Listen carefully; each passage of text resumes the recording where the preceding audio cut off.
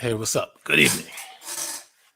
I'm on time. The one thing I like to be is on time. A lot of people, they start their shows, especially black people, they start their shows scheduled for 7 o'clock. They don't come up until 7:30. I like being on time. And Aaliyah, I see you in the back. I'm gonna do my intro, show a little background of your plight, and then I'm gonna bring you on so we can talk into detail about your victimization from a maniac who's still at large, by the way. Uh, so we want to get that underway. Plus, we're going to have another one of his victims on as well. In addition, what's going on, Chief Crazy? In addition, you're also speaking or listening to another one of his victims as well. A victim of harassment, cyber-stalking. But it's not about me today. It's about one of his primary and original known victims, Aleeyah Muhammad, and one of his latest victims. You know her as Sister Noble. And of course, this individual has left a trail of victims with no signs of slowing down. So what we're going to do, we're going to evaluate this maniac. And I say maniac in simple terms. There have been many motion pictures, such as Freddy Krueger, Halloween. You had the Michael Myers, and you even had a movie called Maniac. They all deal with the mentally insane. Now, I will say this in all fairness. In general, mentally ill individuals, mental illness is nothing to joke around with, whether you're the one who is mentally ill or you're the victim of the mentally ill. In general, they are theoretically not supposed to have any control over their actions. However, their minds may not be under their control, so to speak, but it's still their mind. It's still their body. And they still made the choice to do whatever the hell that it is that they have done and continue to do. That's why when it's court time, sometimes the courts will say, you know what? Yeah, this guy may have cut off 3 heads and boiled them in a pot, but we're not going to commit this man to a mental facility. We're going to send this guy to prison because he's just that sick and he can't be released. How you doing, Sister Nova? I see you in the back, and we'll bring you on shortly. Well, you know how it goes, my intros. But this guy, mental illness is really serious. And when you're a victim of these creeps, it can be even more serious for the victim. So we have to understand. I try to get some words out on another forum, and they better not be trying to simulcast this because I do strike in that regard because we can't have none of that kind of stuff. Just putting that out there for you. But I was on another show. I was trying to show the difference between a person being wrongly convicted for a criminal offense versus someone being committed to a mental ward or an insane asylum. That's a big difference. People can be wrongly convicted for crimes committed. Usually it's eyewitness accounts. Yeah, that looked like the guy that raped me. Rape is serious. I'm not making light of rape. But that happens a lot. Rape victims do misidentify a suspect because unfortunately that's one of those crimes in most cases where you really can't prove it, the truth be told. So they have to go by eyewitness statements. And it can be wrong. It has been wrong. So that happens. But when you're talking about committing somebody to a mental facility, and not even for 1 week, not for 1 month, not for 1 year, but for 10 years. I want everybody to think about the last 10 years of your life. What have you done? How long has it taken? Obviously, it took 10 years. And 10 years is a long time. It's nothing to sniff at. So while the issue between him and another man would stem from, I guess this guy claimed he was going to be some superstar rapper or singer, and he wanted a man to produce some tracks for him. In all the years I've seen this guy, I have not really had a hint of his talents. I just haven't seen it. I haven't heard any singing. I think from what he did try to say, no, he sings better than me, though, but not enough to make a hit record. That's for damn sure. And he damn sure can't rap. But this is one of the things that caused this man to be locked up. He stalked a man because the man wanted to produce some tracks for him. I guess he wanted him to do more than simply produce tracks, and his dreams of becoming some type of superstar. I don't see it. He also tried his hand at comedy. See, this is a part of the delusions of certain maniacs out here. They want to be Bruce Lee. They want to be Michael Jackson. Do you now start to understand the psychosis that we're dealing with? They gang stalk people. They create personalities on social media just so they can cyber harass. When people cut them loose, they can't just say, you know what? I was wrong. You want to leave? So be it. I'll find me somebody else. Actually, he has found somebody else. That's the funny part. But that person will learn soon enough. But I want people to think about this. When you stalk a man who's later becomes a mass murderer,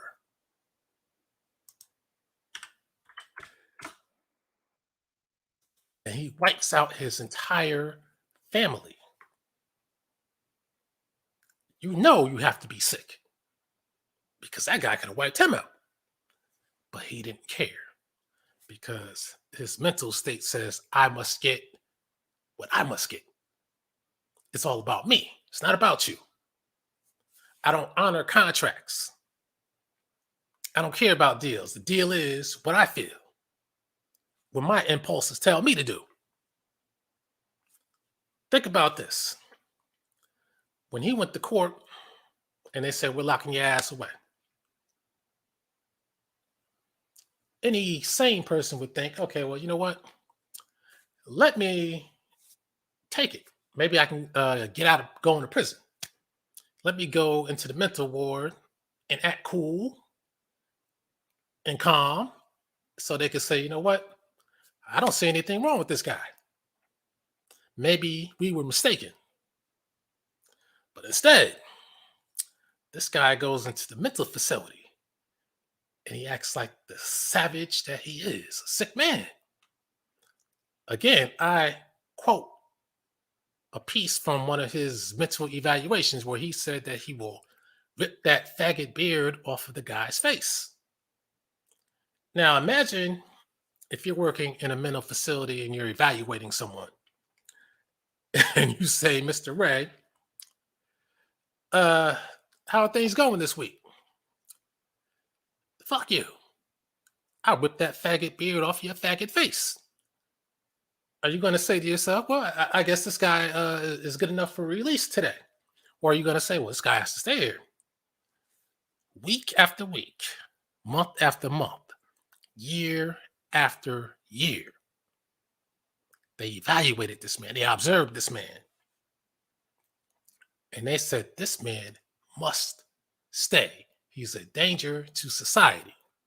This goes beyond the Michael or the Anthony Milan-Ross situation because he's more dangerous than that situation. Now we can fast forward a little bit. This man meets our first victim, and we'll let her explain the details of that. And before we do that, I'm going to go into a little bit of background or prelude onto that so we can see, because there's some people who say that they need the evidence. And some things are just not good enough for them because they like to take the word of the insane. They don't realize that the insane, they're totally delusional and they're narcissistic. That means that they imagine whatever it is that's on their minds and it's supposed to be real, whether it's real or not. And it's all about them. This person has no empathy for anybody. That's a part of the narcissism. He had no empathy for Aaliyah's son's ashes, Maurice Muhammad's wife, Bakari's family, who he insulted, Karen's abuse, Sister Noble, and everything she endured, nor anyone else. This man is a maniac. That's why they make movies with these psycho killers, psycho stalkers, because these are the type of guys that they're talking about.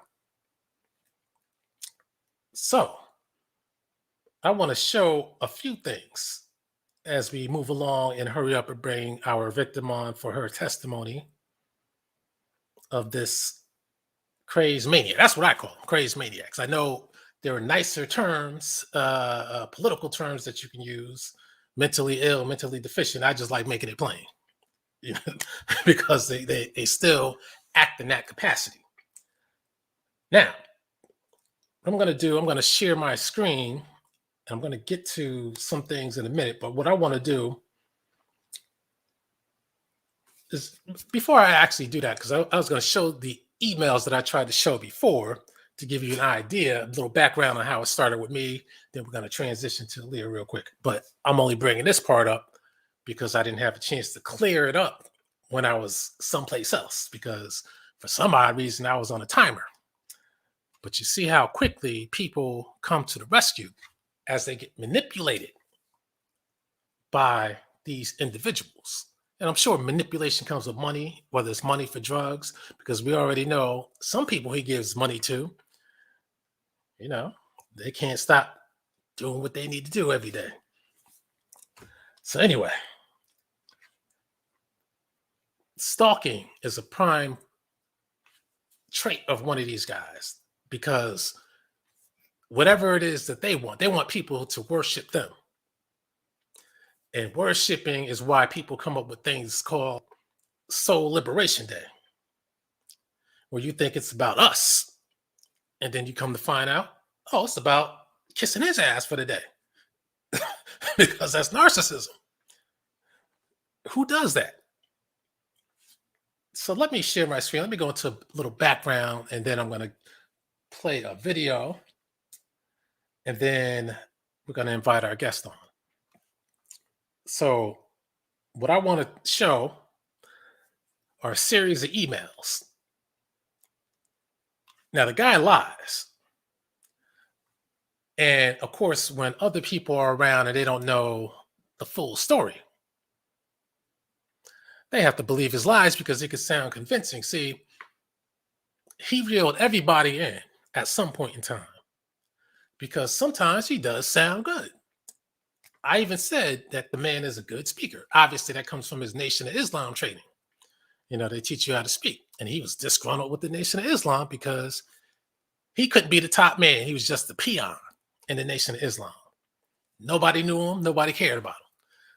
Since he couldn't be Farrakhan, now he hates Farrakhan. I mean, this is insane, but he can reel people in because he sounds good sometimes, but his problem is he contradicts every point that he makes on his own, voluntarily. He can't help that. And that's why some people wake up and they realize this guy's full of shit and this guy is insane. But it is what it is. Let me get to the share screen so I can just show a little something. All right, so I think I'll start with this. This is, see, as you can see,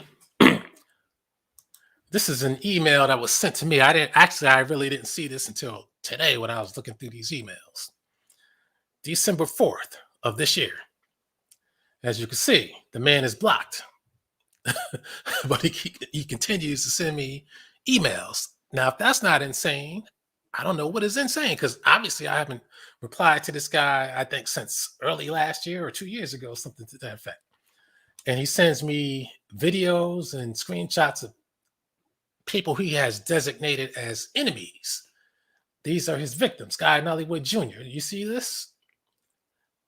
And I guess he's showing a picture. I guess that's his wife and children. And his usual thing. Here's Aleeyah Muhammad. And I'm not even going to click on the rest of these. But I didn't ask for any of this stuff. But he's sending them. And let's see who else he sent these to. He just sent them to me. I didn't ask this guy for nothing. But let me read this email so we can get an idea of the state of mind that this guy is in. He says, how long have you cried? How long have you cried? You want, I don't know what kind of writing. See, this writing style shows you that this man is insane as well. How long have you cried you wanted me to come on your channel? I'm ready for your bias and prejudicial audience, your trickery. First of all, when I had Sister Noble on, he was in her chat room. He said, I want to come on. And at that time, things seemed to be cool. So I said, okay, you're next. Cool. Now you see that I don't try to set people up and embarrass people. So now you can come on and explain your so-called Mississippi campaign. He said, I'm coming. But he never did. He actually lied flat out on that. And he was afraid. He thought I was going to humiliate him. And he just can't handle scrutiny. Anyway, you're a pure simp. Just talked about that woman like a dog. Now you're kissing her ass because of your jealousy and hatred of me. All my channels terminated, and y'all still crying. We win when we lose because truth prevails. Now, if a man continues to lie, he thinks he's telling the truth. You know he's sick. Everybody ain't emotional like you in gay Nollywood. Some people can think for themselves and reason able to see all the holes in these women's stories. Has nothing to do with me, as such and such audience never liked them. Two dingback leeches who team together but refuse to accept responsibility for what they do. All they have is a bogus police complaint from 2014 with no evidence in support of the complaint. I have the right to tell the world what they done to me. Pork chop and evil hog, while pool lady stabbed me in the back and betrayed me, starting with Sa-Netta and Napa. She still has love for her in her voice. I will accept your challenge. Freak, if you say anything during the live stream and in writing, we indeed co-own the live stream. Also play once on your channel, Soul Liberation Day 2022.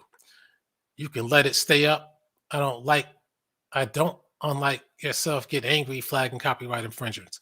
Your children and I am an adult and have dealt with the best for years on and off social media. What say ye? Feel lucky, punk, dirty Harry. So this is a sick motherfucker. I mean, plain and simple. Unsolicited emails, ain't no telling how many this guy has been sending over the last year or so that I never saw because he's blocked. Matter of fact, which one of these am I going to do next? Okay, maybe they dropped that one. Now here's an example. I tried to pull up comments because I couldn't find the exact video from my last channel. As you can see, the last channel is down, but this is from July 11th, 2019. And I was really trying to go to 2017 because that's around the time, December. That's around the time where he actually came to me and with this idea of the Soul Liberation Day. I'm giving away some money. And then he said, if I give away this money, can you come to the Soul Liberation Day? Now, he lied in a recent video and said that I said that he paid me $50 to speak. He didn't pay me $50 to speak. He paid me $50 to make an appearance because these people like to be praised, no matter how superficial it is. Why do you think nobody went this time or any time after I went on that time? So here's just a comment. I'm not sure if this is the right video. Somebody said, you're talking about Angel Snupnup, an ex-NOI minister, which he was not, who temporarily lost his mind. He was put into a mental institution where these white psychiatrists picked his brain clean. And what was the end result is what you see on YouTube today. Yeah. I know who you're talking about, Alquan, is due to psychotic, just like Umar Johnson. I came to the conclusion that all these pseudo-black pro-conscious community celebs are sick in the head. I could care less about what kind of knowledge they put out, but it's part of their hustle, and they have no intentions on improving the minds of black people here in America. You can't deny that. That's true statements right there. Now, what I'm going to do is just go over a couple of emails. This one is from December 9th. Matter of fact, let me take it from the top.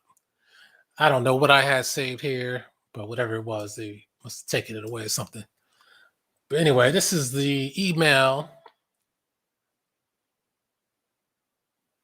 Let me see which one came first. Maybe these are probably the same ones.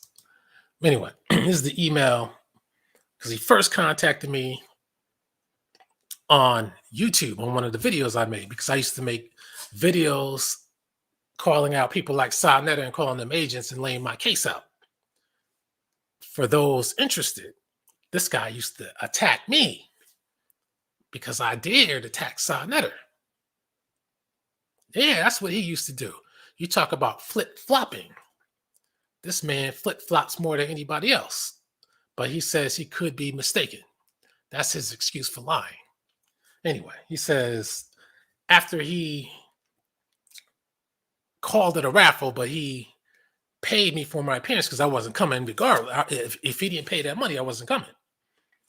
But I never asked him for any money. That's the key thing. I don't know what happened, but it says, don't try to say you did not get the money. I guess that's what he was referring to. Then he says, confirm your chances of winning is very high. That means it was already predetermined. That was December 10th and 15th. I guess he couldn't get too many more people on. He got on another guy that I used to deal with and paid him to come on as well. Congratulations, you have won $50 in the Angel Snupnup 7 raffle. How would you like these funds sent to you? Personal check can also be used, but check must be cashed before New Year. Again, thanks for listening to Reality's Temple on Internet Ministry. I hope you enjoy my small gift to show appreciation for my audience. See, personal check, that's the first point.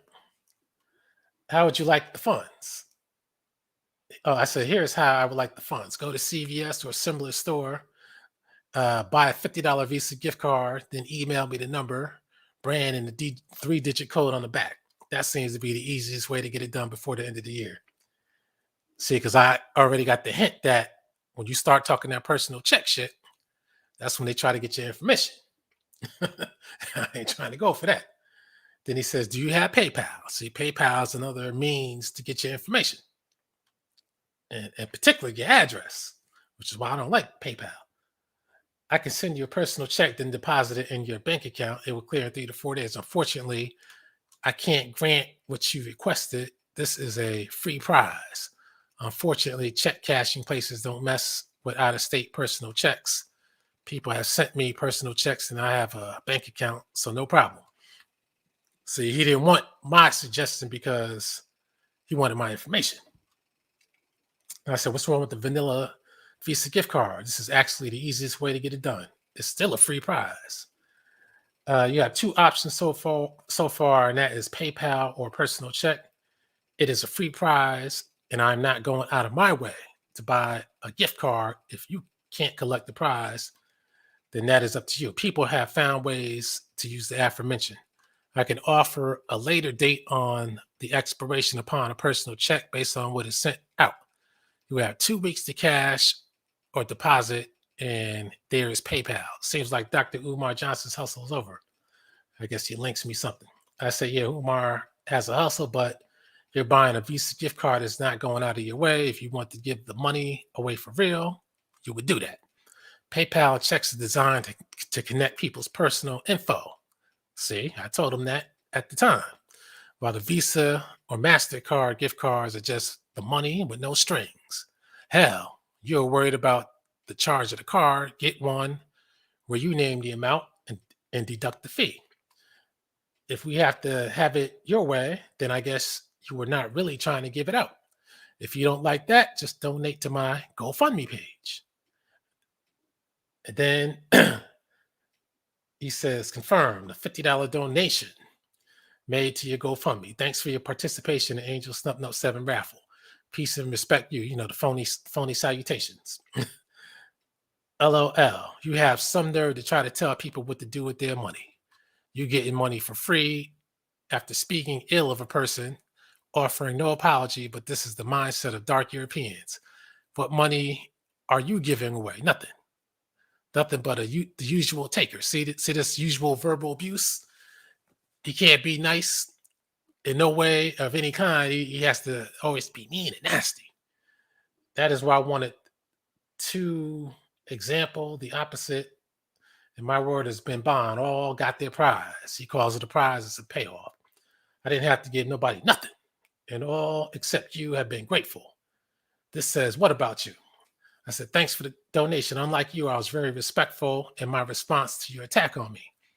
When you talked about me like a dog because I told the truth about your heroes. I never asked for your comments, but you wanted to give them. Something tells me that you do not have a clear understanding of why I told the truth about your YouTube heroes. I think this is referring to the side of the situation. And he says, you're not welcome. I did not speak about you in some ill manner. Let us stop turning to outright lies. All I said was, if you're a faceless one, should question your response and intent, bringing no real evidence to support your allegations. This is concerning my calling Sidnet or a coon agent. No paperwork. And I want you to listen how this man defended this guy. But now he talks shit about the guy. He flip-flops on Sidnetter because he really wanted to be down with him. I keep trying to tell people I'm not lying about this. Everybody knows what I'm talking about. He says, no paperwork, no witnesses to show any connection to the CIA, FBI, or even Mickey Mouse.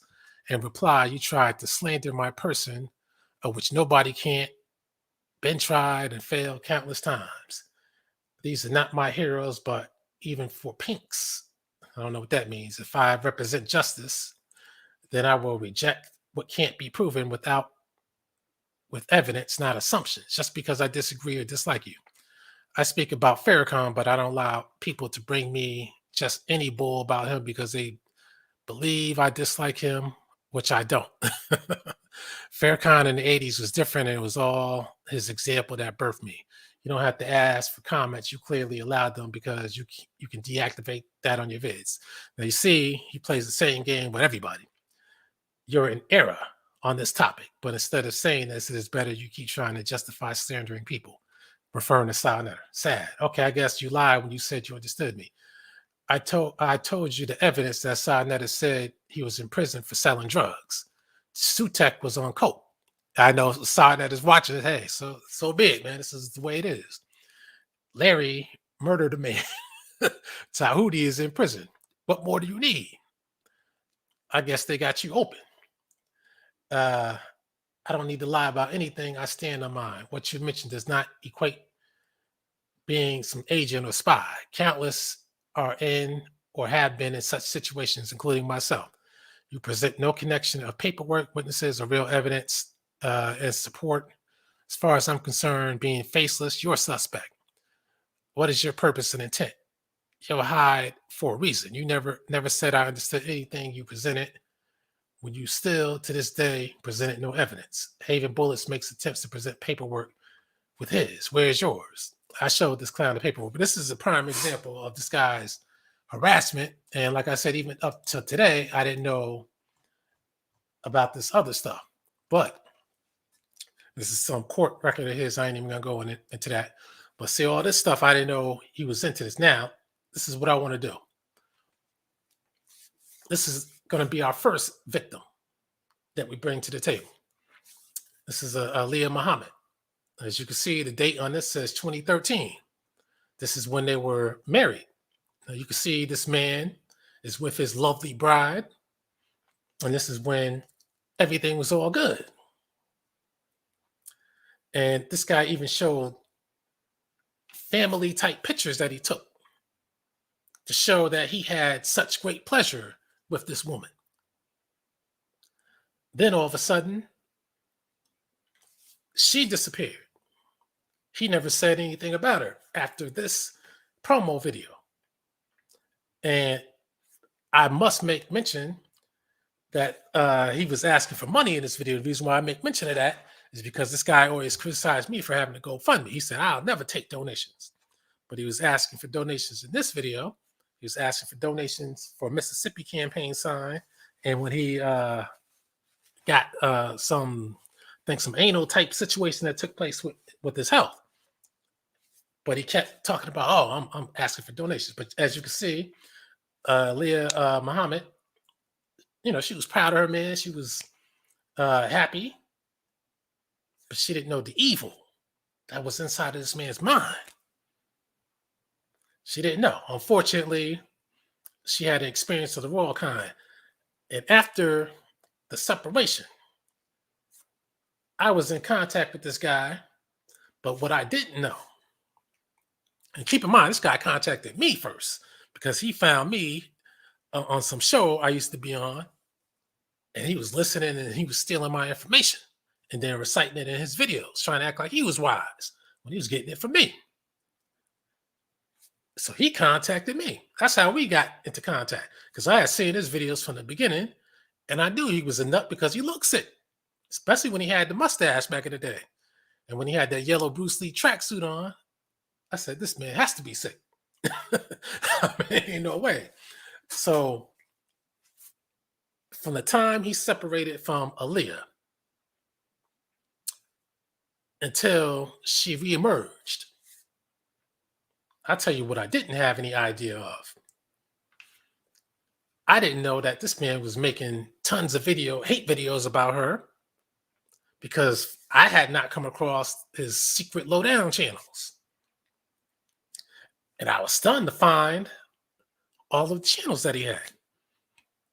And I had, at the same time, I had not realized that Aaliyah had addressed the stalking. She addressed this man's psychotic behavior. I have not realized this. And then one time I was on his panel. I asked the man, I said, what happened to the wife that you had? Because I said, you announced it.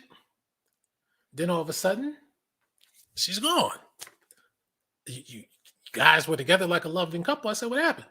He said, no, he didn't really say nothing. He just tried to brush it off. Since I got the hint, I didn't push back too much. But I figured, I assumed that she must have dumped him. I'm telling you this from my perspective, from how it was. So then later on, he filled in the blanks. And obviously, when she made her return, which I will confess, yes, I did supply a guy in Hollywood the information. And the reason why, I actually came across Aaliyah's videos by mistake. Because I was looking, I forgot what I was looking for, but it was something pertaining to him. It may have been the Vimeo channel, I think, because I remember he used to be on Vimeo. So I wanted to see something old or something. I don't know what it was I was looking for, but then I came across Aaliyah's video. And I said, whoa. I said, this man didn't say nothing about all this and abuse and all that kind of stuff. I said, hey, what's going on here? I said, no wonder why he didn't want to say nothing. Now, if you don't mind, I'm going to play.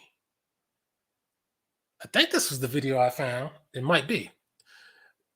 We're going to play what Aaliyah said about her experience with this terrorist, I'll call him. Terrorist, psychopath, crazy maniac. He made her life a living hell. And I'm sure she regrets ever meeting this guy, this fraud, this fake black power individual. This guy's not pro-black, he's pro-white. He even said it. He said black people gave him hell. He said the white man was his savior. That's what he said.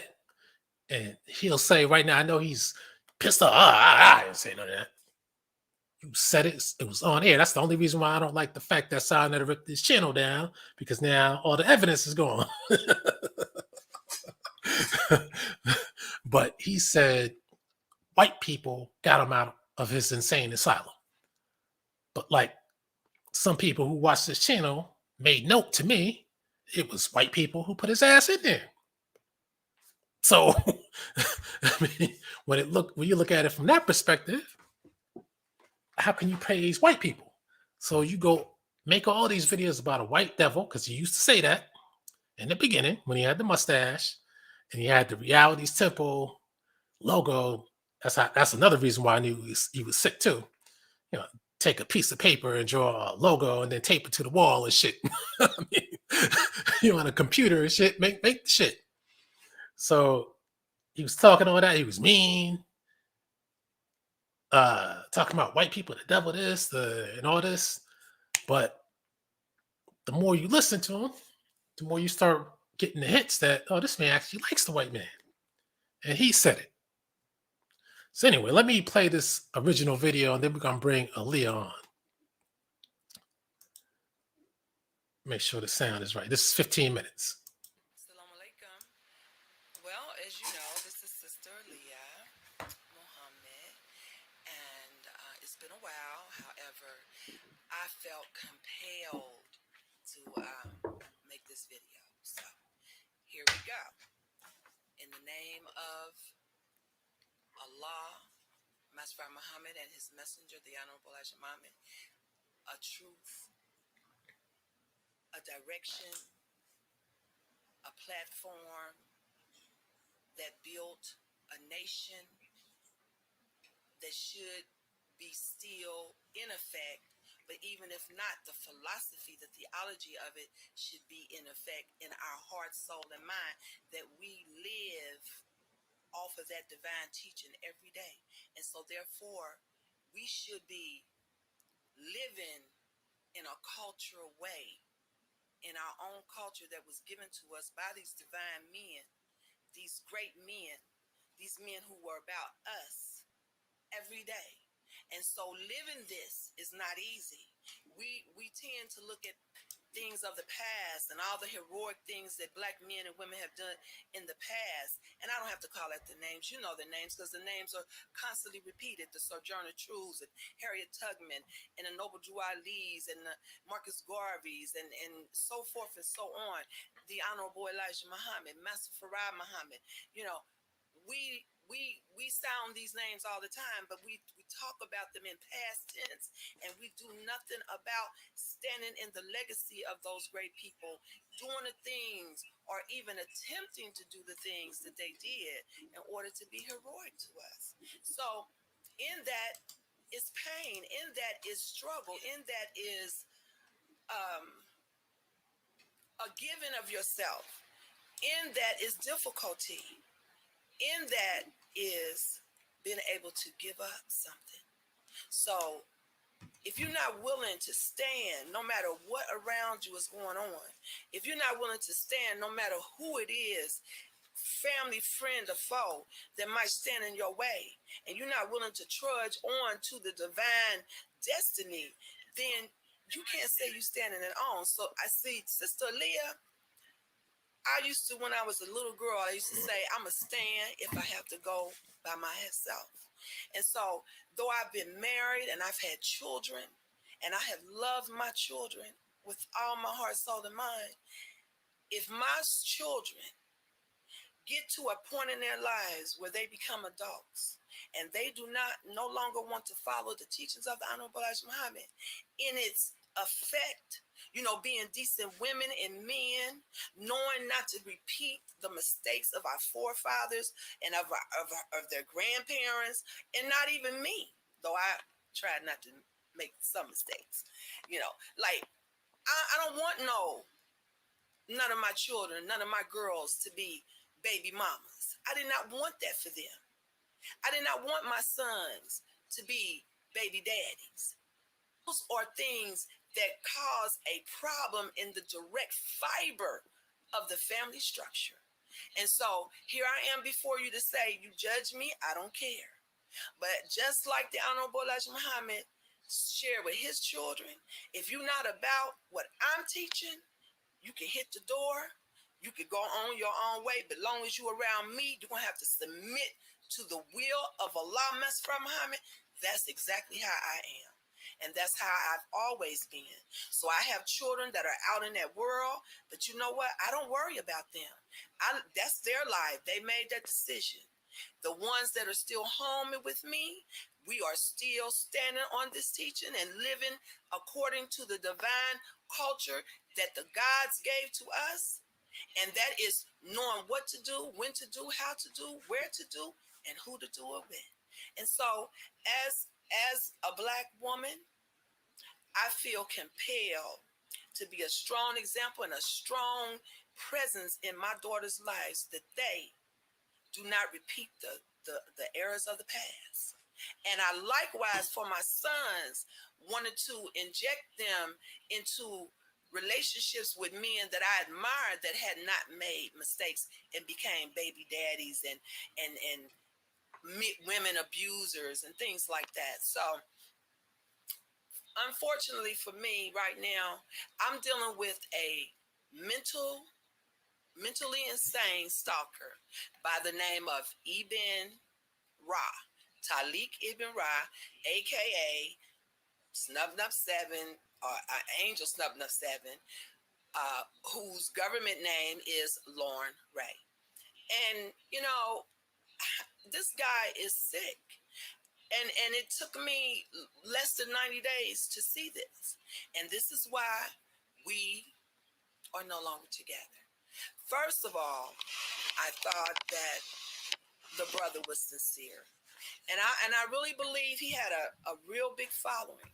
But you know, hell, you can have at least 50 people listening to you when you have 100 million internet sites. I mean, this guy's all over the internet. He has hundreds of videos, maybe even thousands. And he's using the internet, trust and believe me, for therapy. Because Talik Ibn Ra, aka Angel Snubnub 7, is truly mentally insane.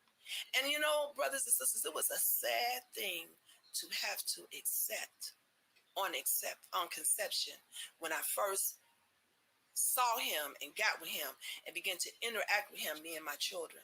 It was a sad thing to have to accept, but it is what it is. And he should be taking his medication, but instead he's using your attention, brothers and sisters, people, black, white, green, yellow, it doesn't matter, because he's all over the internet, all over the world, because he's on every internet site he can find.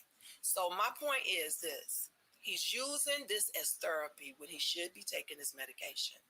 Some medications you just have to take.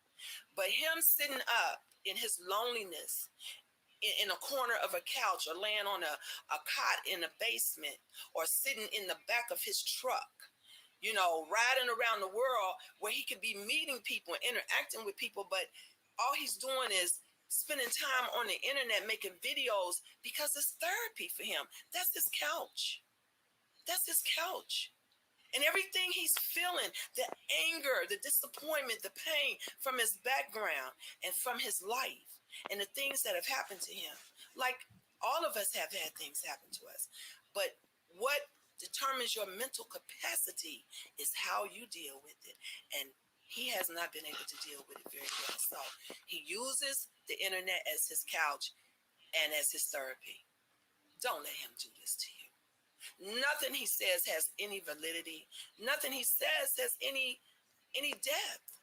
Everything he speaks comes from some other person or some other school of thought or some other speech he heard or something like that. It's nothing authentic because it's all him trying to find a way to deal with his own inner peace, to deal with his own inner pain when he just needs to face the fact that it is what it is.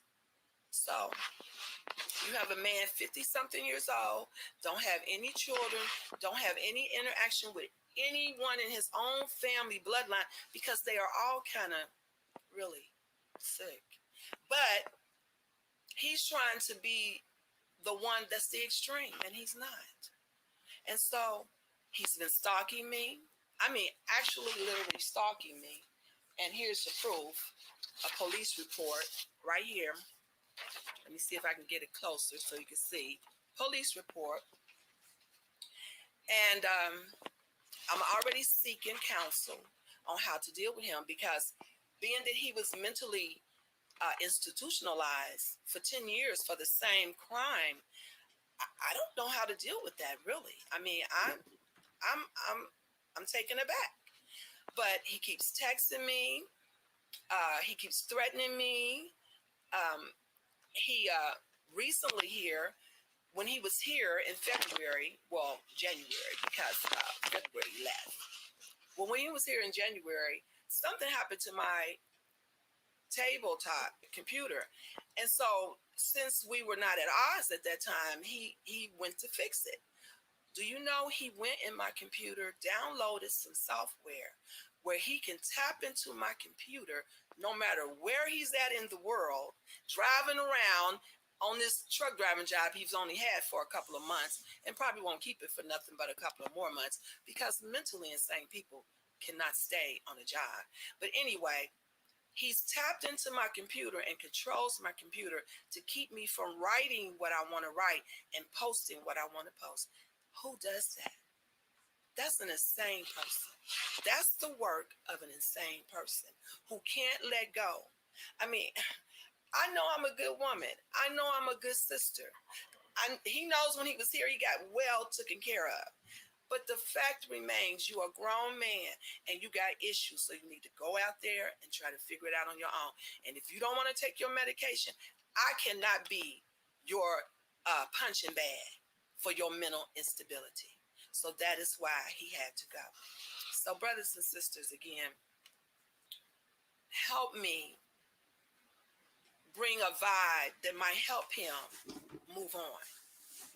Or less he's going to wind up back in the mental institution messing with me because I'm not going to take it. And so now he's stalking my daughter.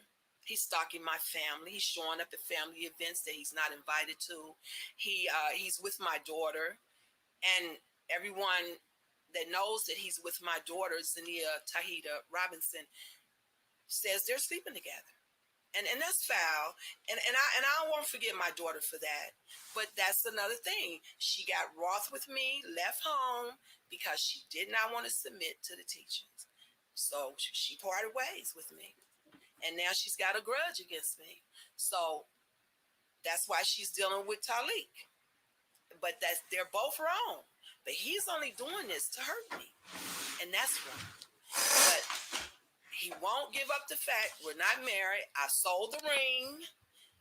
I've tore up the license before I got them notarized that we were no longer married. It's over. So help me with that gift of God that we are.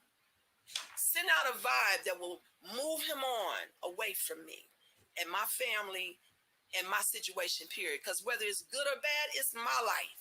He has nothing to do with it. What my relationship with my children, he has nothing to do with it. My relationship with my family, who are pork swine eating Negroes, he has nothing to do with it. So stay out of it. Just move on. And I know you all will agree. So I don't hate Snub Nup 7, Angel Snub Nup 7. I don't hate Talik Ibn Ra. I feel sorry for him, and I just wish he would move on. But again, with me, my brothers and sisters, let's send out that vibe, that force that will make him move on before he finds himself back in the mental institution. Thank you for listening to me. More to come about Aaliyah Rebecca Muhammad and her life journey, because it's a lot to share. You know, to be a sister like me who was willing to let go and give up and make sacrifices, even with loved ones, because of this truth, that we must unite, that we must be about our business. We must stand and demand that our culture is just as important as anybody else. The Spanish, the Italian, the Caucasian, the African, Black American Negroes had a culture that was thriving all through the 40s, 50s, and 60s, and 70s. And we just have let it go. But some of us, like myself, are still standing on those principles. And those principles do not make life easy for you, but it can make it beautiful and peaceful. So though I might not have all my children with me, I don't want them with me if they're going to bring bisexuality, if they're going to bring baby daddies, if they're going to bring drinking and drugging and running the street, and my daughter's dressing nasty and not dressing modest the way I taught them, and where everybody who knows them, how they were raised up, how they were.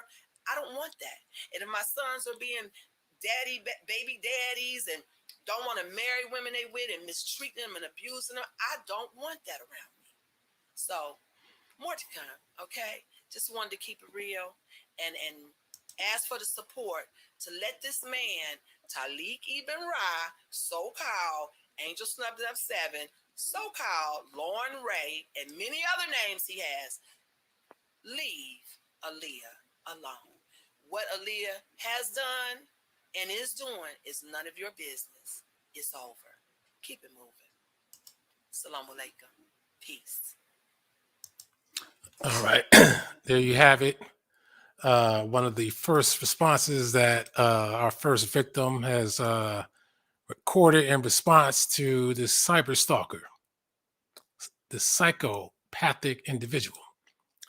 Now, for those who think that they know everything, loud mouths, you can even call them cockroaches. Matter of fact, that's what he called them. The date on this video, June 19th, 2014.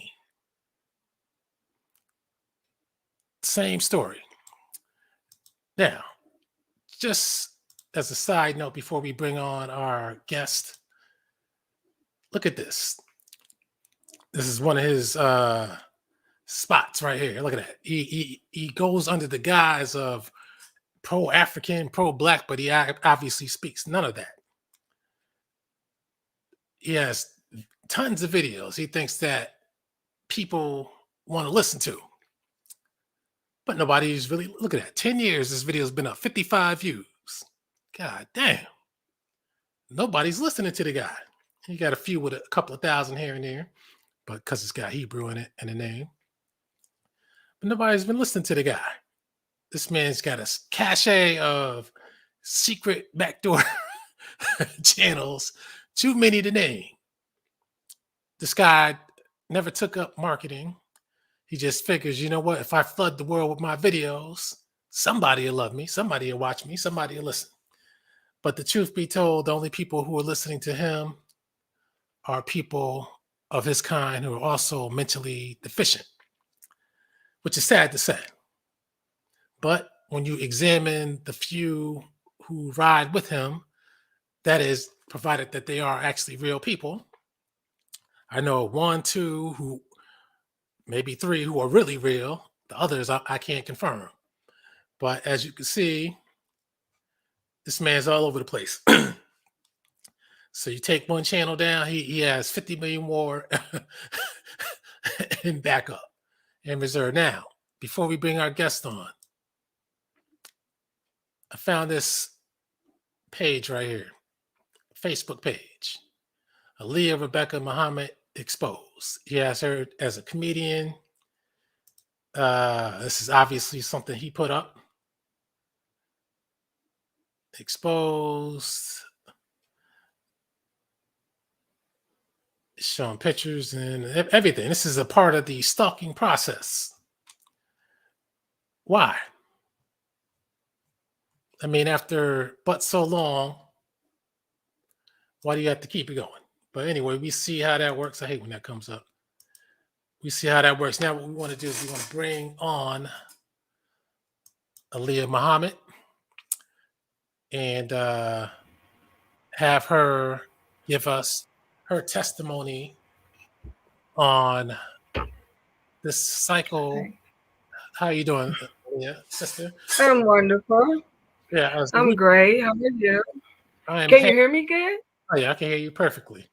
Thank you. As we were listening to your video made in 2014, I could not help but to get teary eyed, and the fact that this I, man is a I crazed know. maniac, and he won't stop. That was 2014. We're Yes, about to sir. hit 2022, and this man is not. He even had some channels taken down, and he is Hmm. still at it.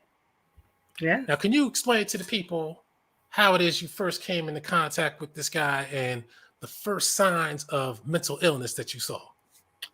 Yes, sir. Thank you. Um, whew, let me say, first of all, you're absolutely right, Alquan. I regret even listening to anything he had to say. But at the time, I was doing a blog talk radio show called Black Gods Talk.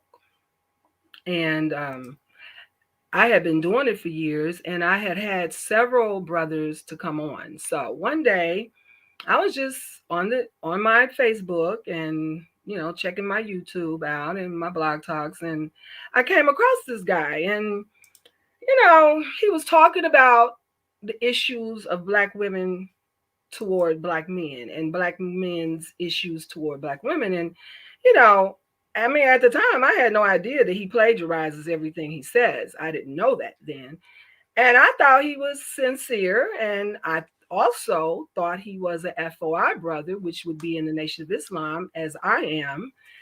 And so I hit him up and asked him would he like to be on our Blog Talk Radio. Someone in your chat said I was desperate and looking for a man. No, never. It was never about that, because I am a sister who my whole life has been about trying to help other people become aware.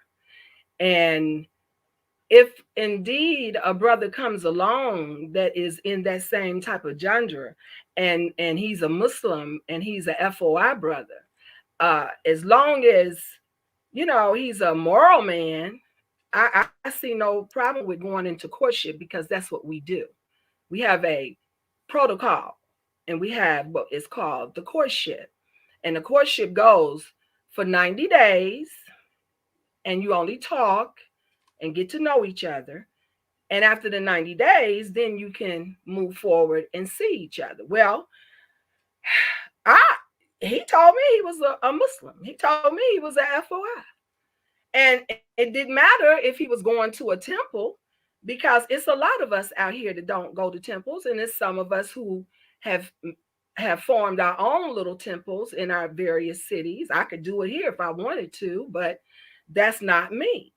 I don't do the temple thing, yet I still follow the protocol of the Nation of Islam between the years of 1930 and 1975. So to your chat, I was not desperate. I was not looking for a man. I just wanted someone to come on my show. He came on, didn't say a lot, I guess because he, really didn't know what topics me and the other sisters would want to talk about. And he offered a little plagiarist statements about how black men should do this and black men should do this and black women should do. But basically, it was a woman's talk show, and I had about 12 other sisters on there with me. So we just went on into our own dialogue, and he still remained until the show was over. And after that, it mattered to me if I heard from him or not again. But he began to call me, and we began to talk, and seemed like we had some of the same interests, which everybody knows he thinks he is the loudest voice and the most mightiest voice on the internet. He felt that then. With the lowest views. and that that was okay to me, because I have that same type of background. I've always spoke and been involved with groups and did conventions and conferences and things like that. So, oh, anyway, I really, it's just so, I'm just so happy that it's almost over. So basically, he came in as a. I was getting there. I was Oh, getting there. okay. He came to my, so now we talking and we supposed to be in our courtship. Since he a Muslim, I'm thinking he know the same thing I know. And that is you have to do the 90-day thing first, right? So that would have been like around the end of October, it began. So that would have meant I wouldn't have met him personally until January. But as I have said, time and time again, and I have no reason to lie, my daughters are still with me and they can attest to this. Yes. We were in our living room looking at TV and a knock came on the door. We didn't know who in the heck it could be. And I opened up my door and it was him. I did not invite him to my home because I follow the laws. And any brother I've ever dealt with will tell you I follow the laws. And if 90 days, we weren't even close to no 90 days. But our praise is due to Allah that it only took 90 days for me to see who he was. And when I saw it, I asked him to leave my home. And I gave him at least a week before he could have to leave. Can you tell us what you saw that made you say you have to leave the home? Yes, sir. And I'm gonna go back off cue. I just want people to see me, to see that I'm not some ugly old hag who weighed 500 pounds like he keep trying to tell people. So thank cute. you all for listening. I hope you learned something from this, but I'm gonna go off camera. Thank you. So, no, yes, sir. What was your question again? What was it that you saw that made you say that you have to leave the house? Okay. Well, I told you he showed up about the end of October. Maybe it was the 1st of November. Maybe it was like right after Halloween or around Halloween. Because it was like some weeks after we had did the Blog Talk radio show. So, we were talking and he showed up at my door.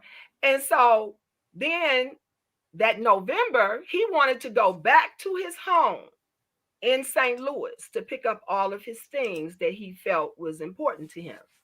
And in that, I was to meet his sister now before we even had this marriage, before we even signed the papers or anything. And so we did. So we made that trip around Thanksgiving. Now, mind you, he's staying in another room in my house. He's not in my bedroom except for when he's sitting on my couch doing videos. And you've seen those videos. So we go to St. Louis so he could pick up his stuff. I meet his sisters, which turned out to be a fiasco because they weren't feeling him at all. And they were wondering why I was even there. And as they began to argue because he got upset because of their disdain for him being in their presence and me and my daughters, they began to argue. And in the argument, as he was pushing them out of the hotel room door, they were saying things, just throwing shit out there. Excuse my French, but I'm just saying that's what it was, HIT. They was just saying anything. And one of them, the oldest one, said, she better watch out for her daughter. That's what she better do. And of course, that made me go, what? But when I asked him about it, he played this song. Now, they lying. They don't know what they're talking about. They're mad because I am a Muslim and they're not. They're mad. You know how it is in your families when you become a Muslim. And I could relate to that. So I let it go over my head. I still kept it in mind, but I let it go over my head. And we went on back to Ohio eventually, a few days later. We get back to Ohio. We kicking off into one of our festive holy months in the Nation of Islam. So we're real busy. We're moving, we're going out, we're shopping, we're doing things. And this is where the money comes in because I never asked him for a dime. Can I pause you I right didn't. there? Now, you Yes, sir. said that we are doing things because of the holy month in Islam. So that means the two of you were doing that together? Me, him, and the children. Uh-huh. Okay. Yes, Continue. sir. Yes, sir. We fast. We didn't eat until the sun go down. We went shopping for gifts and things like that. And he was more than willing to buy me and my daughter. At times I even told him, Talik, that's enough. You don't have to buy them anymore. Oh no, they're just children. You know, that kind of attitude. And of course, if he said my daughter's looking at a purse and they want it, he would buy it. So we just said, okay. Now at this time, I'm noticing his introverted ways. That's what I told Sister Noble. I said, Noble, when I first met him, I thought he was just being introverted. You know how introverted people are. They're kind of quiet. They don't really have a lot to say, things like that. Now, when Did we you know? did, yes, sir. What'd you say? I said, little did you know what that Little really meant? did I know, exactly. So then now we're at almost at the end of December. We're doing our little holy days. We've been busy. My son has started playing basketball again because he was one of the stars in the city where we lived at. And it was time for us to start going back to his games. So he had a few games and we went to him, and I took him to the mall and made sure he looked nice because I didn't want him to not fit in with me and my daughters and my son. And my son, by the way, is 6'8". And at that time, he weighed about 210 pounds. So yes, my Did you son say was 6'8"? Sir? You said 6'8"? Yes, 6'8". Yes, sir. Not 6'3", but 6'8", right? No, he was 6'8". He's 6'8" right now. He's in Atlanta. And mind you, this guy's nothing but 5'6", and I'm 5'9". Okay. So he's a little and I pipsqueak. didn't know, he told me he was 5'7.5". So I didn't know he was gonna be that short when he got to my house. That's another thing too. Man. He's just a liar, but he's crazy. See, I can't make any sense out of what he does except for he's insane. That's the only answer I can come up with. And thank goodness for my mother. Like I'm saying, getting back to the timeline. So now we're ending the holy month, and we're festive. And finally, and before the end of that month, we also got the papers signed, which were the union papers, the marital papers. And so everything was a go. So now we're at the end of the month. We're festive. Me and my daughters cooked a good dinner. We had all kind of nice little fruity drinks and stuff, and punch and tea and all the good stuff. And he's having fun. Unlike he had more fun in them 30, 40 days than he probably had in his whole life. Well, I imagine, especially he had more fun in that time period than he did 10 years locked up. So. Yes, sir. Absolutely. Because he didn't know nothing about going to no basketball games. He didn't know nothing about football games. He didn't know nothing about going out to nice restaurants beyond Burger King and McDonald's. I believe that because when you look at his limited wardrobe and his same old shirts that he keeps wearing all the time, I believe that. Mm-hmm. Brother, let me tell you something. From the time that Sister Noble asked me to come out on YouTube about this guy, I have not told a lie, and I would not tell a lie to anyone because this is my story. And believe me, I can sit up here and cry. Whew, and believe me, sometimes I may want to. But then when I think about this man is crazy, and I think about how long it's going to take people to see it. It didn't take me less than 90 days to see it. And it seemed like he's been out here being able to trick people for all these years. All these years. I just don't get it. I can't make any sense out of it. So, and I want to say this, my mother is her career in nursing was a mental health nurse. So we'll get to that. So now we're at the end of the month. We done signed the papers. We're supposed to be legally married and lawfully married. And now we've been having fun with the girls, my children, all day, and listening to music and eating and having fun. My children, around 11:30, they start go on to bed. So it's just me and him up. And that was when I guess the honeymoon was supposed to start. And to my surprise, oh goodness. Woo! Woo! As we made our way up after we closed the house down, turn off the lights. See, he's real good at being a servant, making you think he's very attentive to you and he really cares. He's good at that. Noble will tell you about that too. And always trying to do something for you. I never asked him to do anything because I am well taken care of. Well, I never needed him. I didn't ask him to come to my house. I was willing to wait until January to see him ever personally, face to face. We know now why he did it, and we'll get to that. But anyway, we're supposed to be festive, and that's when he told me, after we got up in my bedroom, that he was impotent and he could not perform. And I'm like, what? I'm like, what? You know, like, what do you mean? Now, at this time, I don't know, he crazy. So I don't know. I know chemicals can do that for you if you've been in an institution for this long. Right. He made me think he had only been in there unjustly. And while he was in there, he protested taking any type of medicine. So since he had me like he had Noble, and he tries to convince everybody else that he was unjustly locked up in a mental institution, like most criminals who are out here who say they're innocent, you know, he's trying to make it seem like it's the same thing, and it's not. Like you explained earlier, mental health. And when people lock you up for mental health, they take you through a psychological analyzation before they even determine you're crazy. Right. Right? That's right. That's right. I know it. My mother is a nurse. Well, she was. She's retired now. So,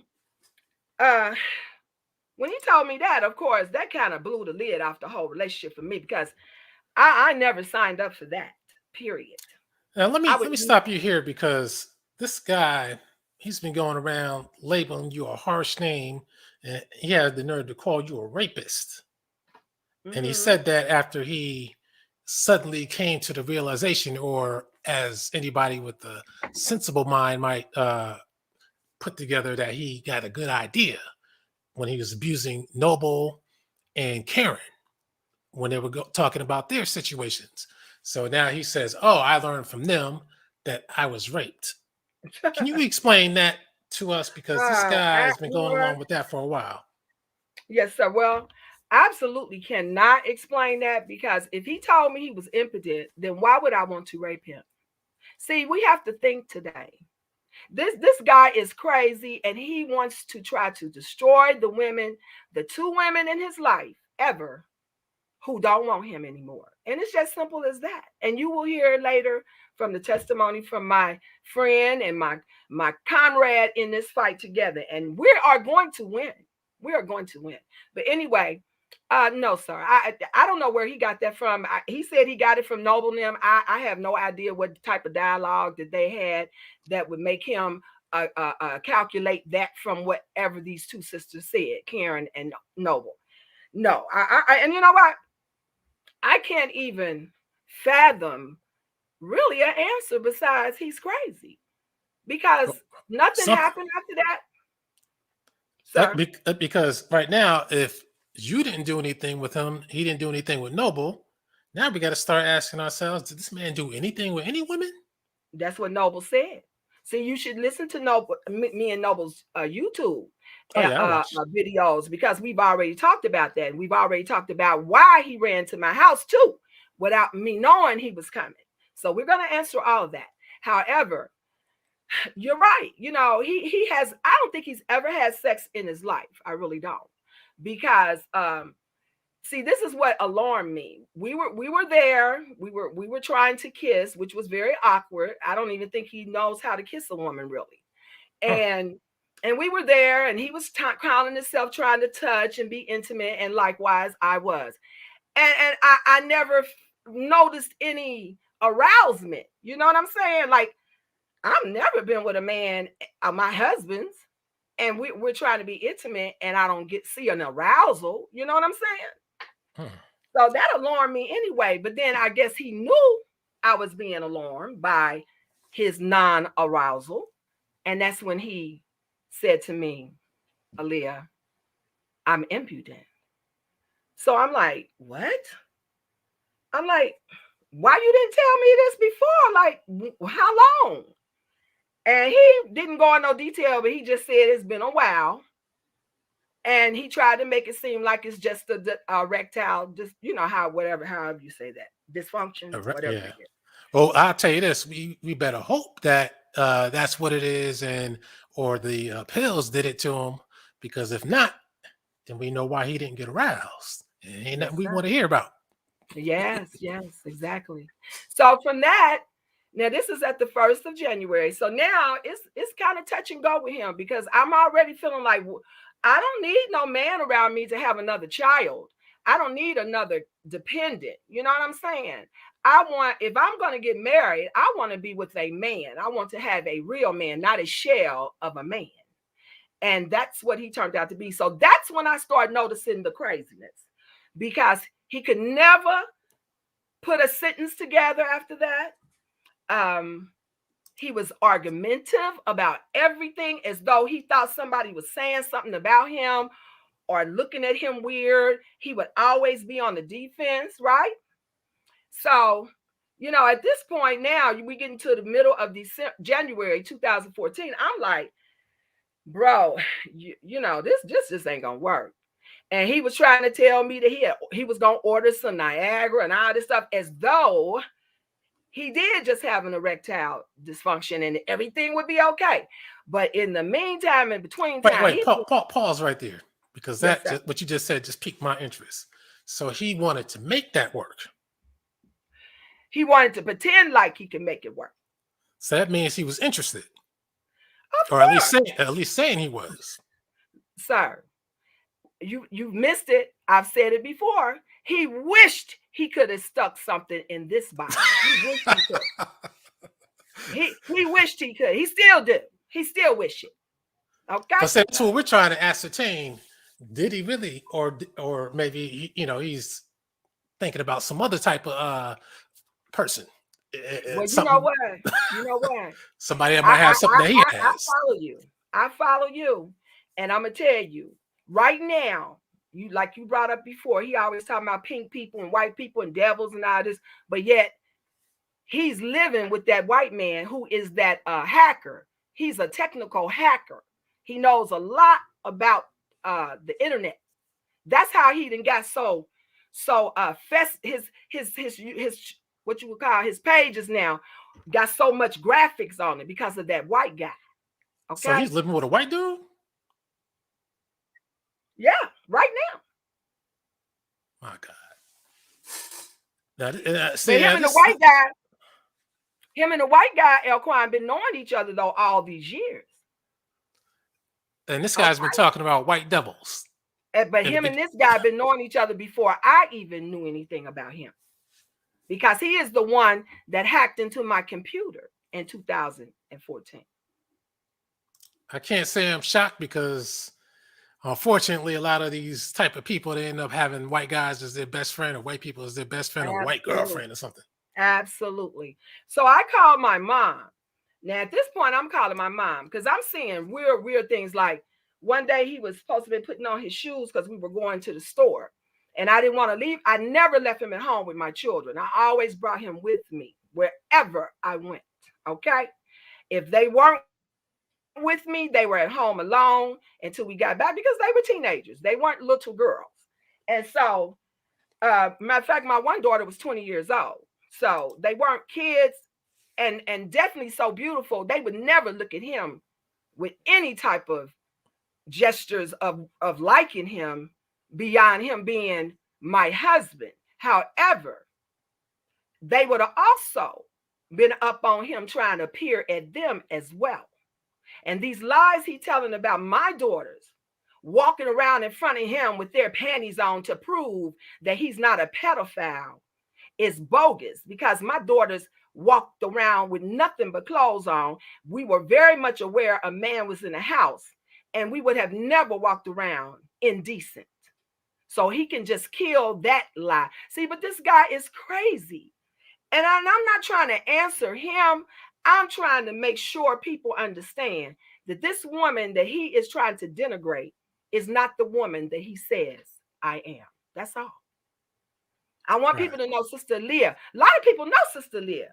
You see that page he made, it didn't have no traffic on it because people see my face. Then when they seen it, they knew it was something that I had not done. Right. This This man guy's is a crazy. stalker. He is psycho. He went to jail. And let me make this clear. He took the plea of being found not guilty by reason of insanity, which they had already found him guilty of the crimes. So had he not went on along with the fact that they thought he was crazy and that's why he committed the crimes, and take the soft way, which was the mental institution, he would have very well found himself in the penitentiary, period.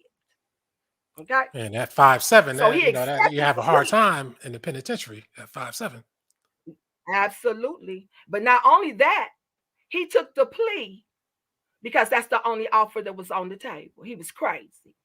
He was Now, guilty, period. now He here's was the guilty, thing. period. Even if he took the plea of insanity, how did he end up staying for 10 years? You just can't stay for 10 years unless you were doing something Because he's in crazy. those 10 years. Because he's Right. crazy. Because he's a criminal-minded, crazy person. That's why.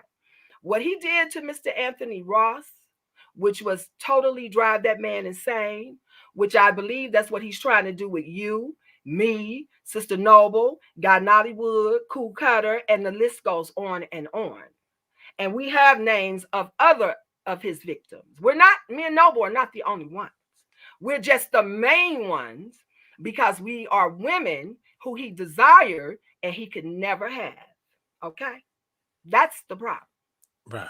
That's the offense we did toward him. Is not. But do you think he actually wanted you guys or wanted women, or you think he just wants to control? I think he wanted to control. He wanted a beautiful woman by his side to promote this foolishness. And when I told him in 2014 that he was never going to amount to anything, he would never be the leader of Black people in America because he had no swag. He does not know what to talk about. I told him you could waste your time, but the realities temple on earth will never get up off the ground, brother. Watch what I tell you. And it hasn't. Right. That's true. And he says I cursed him, and I said, oh, well, you're cursed because you should have never took my son's ashes out of my house to get vengeance toward me. You should have never took my only pair of car keys. Did you say that he said that you cursed him? Mm-hmm.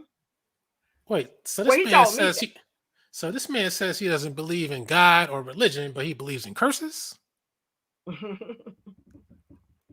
He believes in the ancestors, whoever the ancestors are. He believes in all that crazy stuff. Though he used to come out to my ancestors. Remember he used to say that?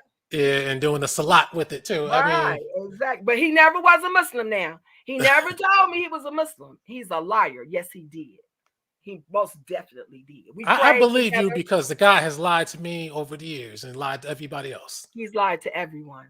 Everyone, Elquan. And he's currently lying to somebody right now, but so far they don't see it right now. Hey, mammies love Dusties who lie. They love them. And as long as they pay them, they'll go to the hill for them. Okay? Yep. Mammies will go to the hill for little coins. So I'm not surprised. However, so now I'm calling my mom, like I was going into that little part quickly. He was sitting on the couch. We supposed to be going somewhere, and now he's upset because he's feeling that I don't have no vibe for him no more. Ain't no more hugging. Ain't no more trying to learn how to kiss. Ain't no more holding hands. None of that. We just roommates right now. He's back over in the other room where I had given him when he first got there, and we're sleeping apart. So I don't know where all this. I tried to take him. I tried to rape him. He's crazy. That's all I can say. He hates me that much that he just, he will make up anything to try to discredit what I have said about him and told the truth about him. And I have the paperwork to prove it. And he always talking about a lie detector test. Who does that? Boy, we're not looking at Jerry Springer. We're not looking at Steve Wilco. This is real life, nigga. Right. You And if didn't it put came your out, lies it out. came out in the positive, he probably denied that anyway. So Yes. So then I called my mom and I told my mom, because again, he was sitting down putting on these shoes and he kept leaning down as though he was going to tie the shoe up, and then he would come back up and sit and look up at the ceiling. Then he would go down again and start trying to, act like he was tying his shoes. Then he would come back again and sit back in a chair and look up at the ceiling. And I said, what is wrong with you? Let's go. So I thought he was trying to prolong it because he probably didn't want to leave the house or something. But I was like, hey, come on now. We got to go. We got to go so I can get back. So we finally went. When I got back home, though, I called my mom. And I said, Mom, a person who seems introverted, yet do all kind of funny things, like even sit up twiddling their thumbs all the time, Mom. I said, what do you think that may be? She said, he crazy. I said, Mom, don't say that. He's in my house. She said, who? And I told her. And so she said, oh my goodness. She said, look, you need to find out what's going on. And I said, yes, ma'am. And so he knowing I'm now wanting him to leave. He knows I do, because I'm not feeling him. We're not really having much to say to each other or anything, but he's still trying to be nice. And I'm being as cordial as I can be. But he was really becoming a burden because, as I said, I wanted a husband and a father figure for my daughters and my son. I didn't want another dependent. So he leaves one day. He tells me he's going out to try to get to know the city because he might be, trying to stay there even after he leaves. So I'm like, oh, okay. So he leaves. Well, when he leaves, I go in his bedroom, and to my surprise, he has his briefcase still here. So I went over and I tried to unlock it. I thought it would be locked, and it wasn't. Oh my goodness. I opened up that suitcase. It was full of medicine, full of bottles of medicine that had not been touched, but had different dates on them and different numbers on them, as though he had been going to pick up these pills, but he wasn't taking them. Like I keep telling people, he needs to take that Seroquel. Okay. So after I seen that, now I'm like, it's like being in a horror movie. You know how they be going, the music going dun, dun, dun. And so I look and I see some papers, and I picked the papers up. I looked through them and I seen that it was court papers about his case, which he had lied to me and said he was unjustly locked up. Remember? I'm reading this stuff and I got so alarmed. First thing I did was go and got the ones that was pertinent, and I went and copied them on my machine. And then I put them back. So when he came back, oh yeah, by the way, so let me be perfectly clear. Now we're married, right? We're still married, even though it's shaky. He also had looked like about $2,000, which I didn't know anything about, in his suitcase. So I looked at it like, well, if he's gonna leave, he's never offered me a dime to be here. I thought I would just take three of these hundreds of dollars. So I took $300 and closed it down. Now he's still there. Never once did he go in his room. He looking at porn all the time, and all this is going on before he leaves the 1st of February. what kind of porn was he looking at?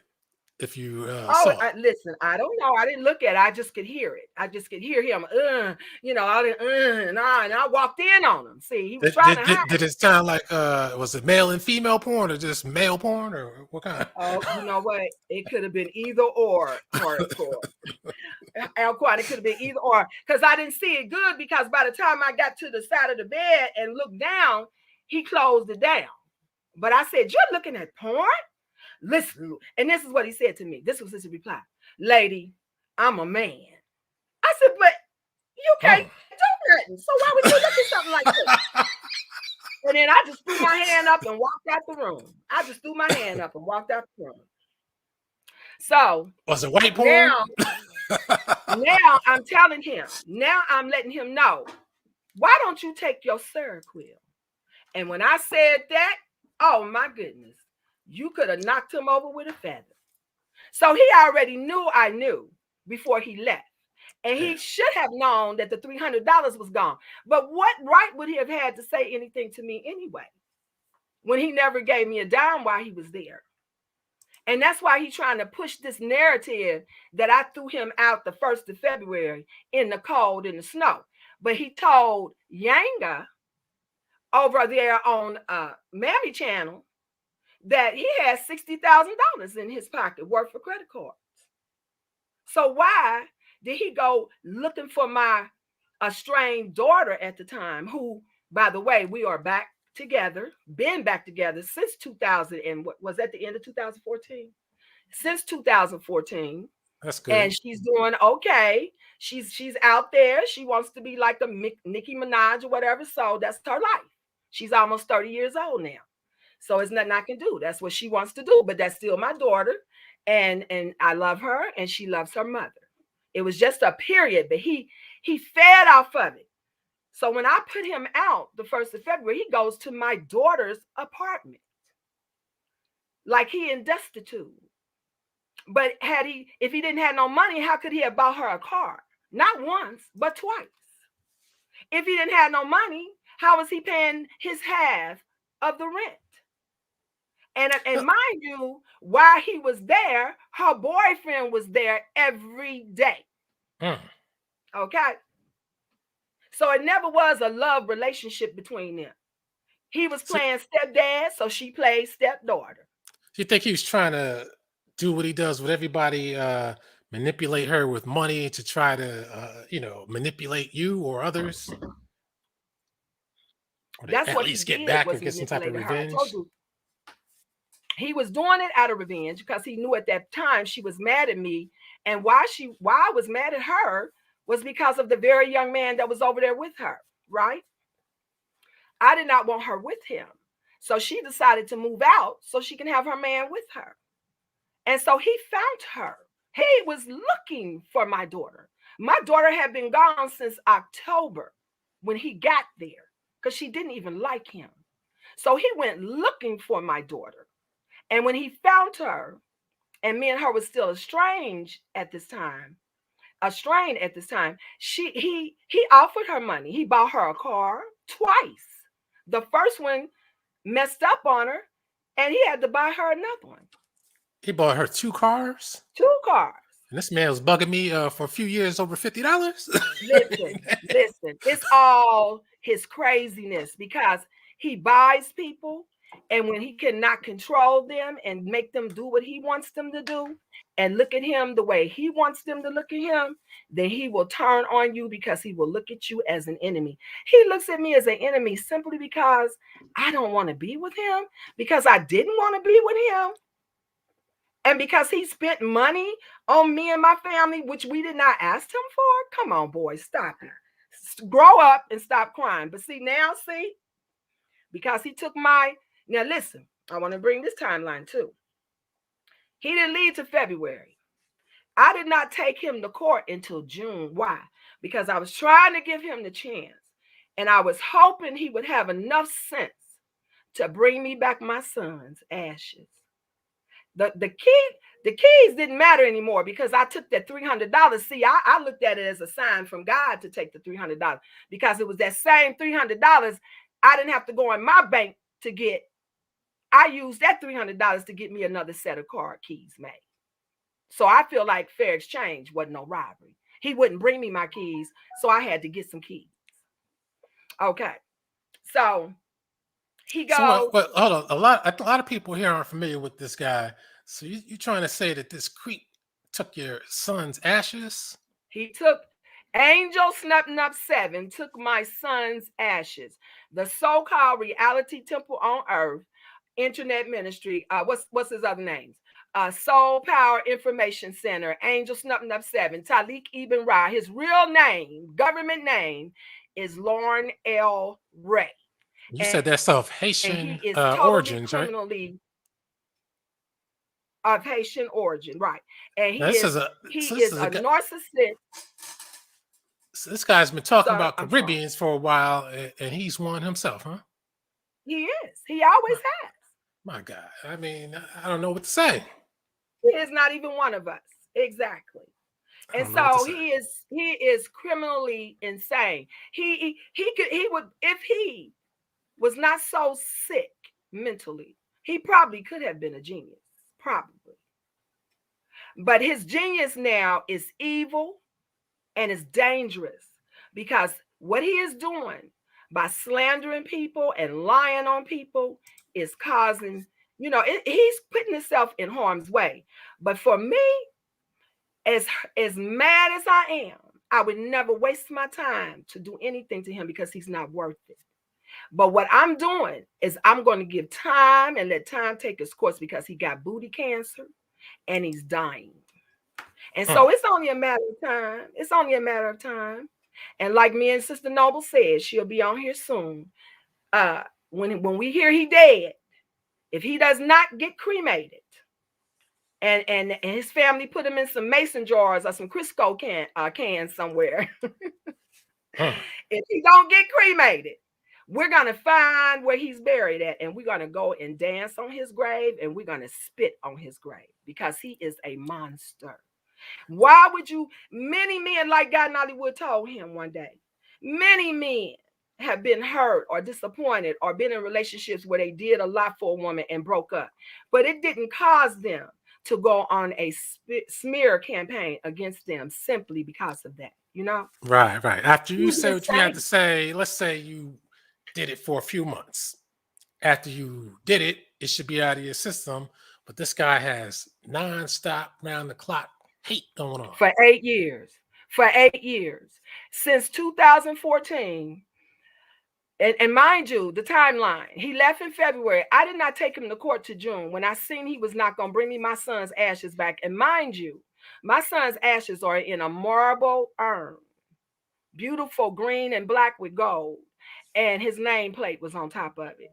And I love my son. And my son was killed back in 2005. I had my son with me all the time.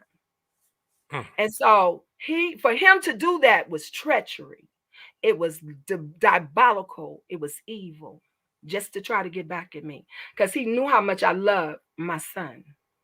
That's what he does. He takes advantage of what people love and other people's weaknesses, and he tries to use that to his advantage. Yes. So I never did anything to him. And really, I was kind when he showed up at my door that night. I could have said no, because I do have that type of attitude, because I'm very, what you would say, security minded. However, he didn't look like a threat. He looked like a little lost puppy for real. And so with that, I tried to be compassionate.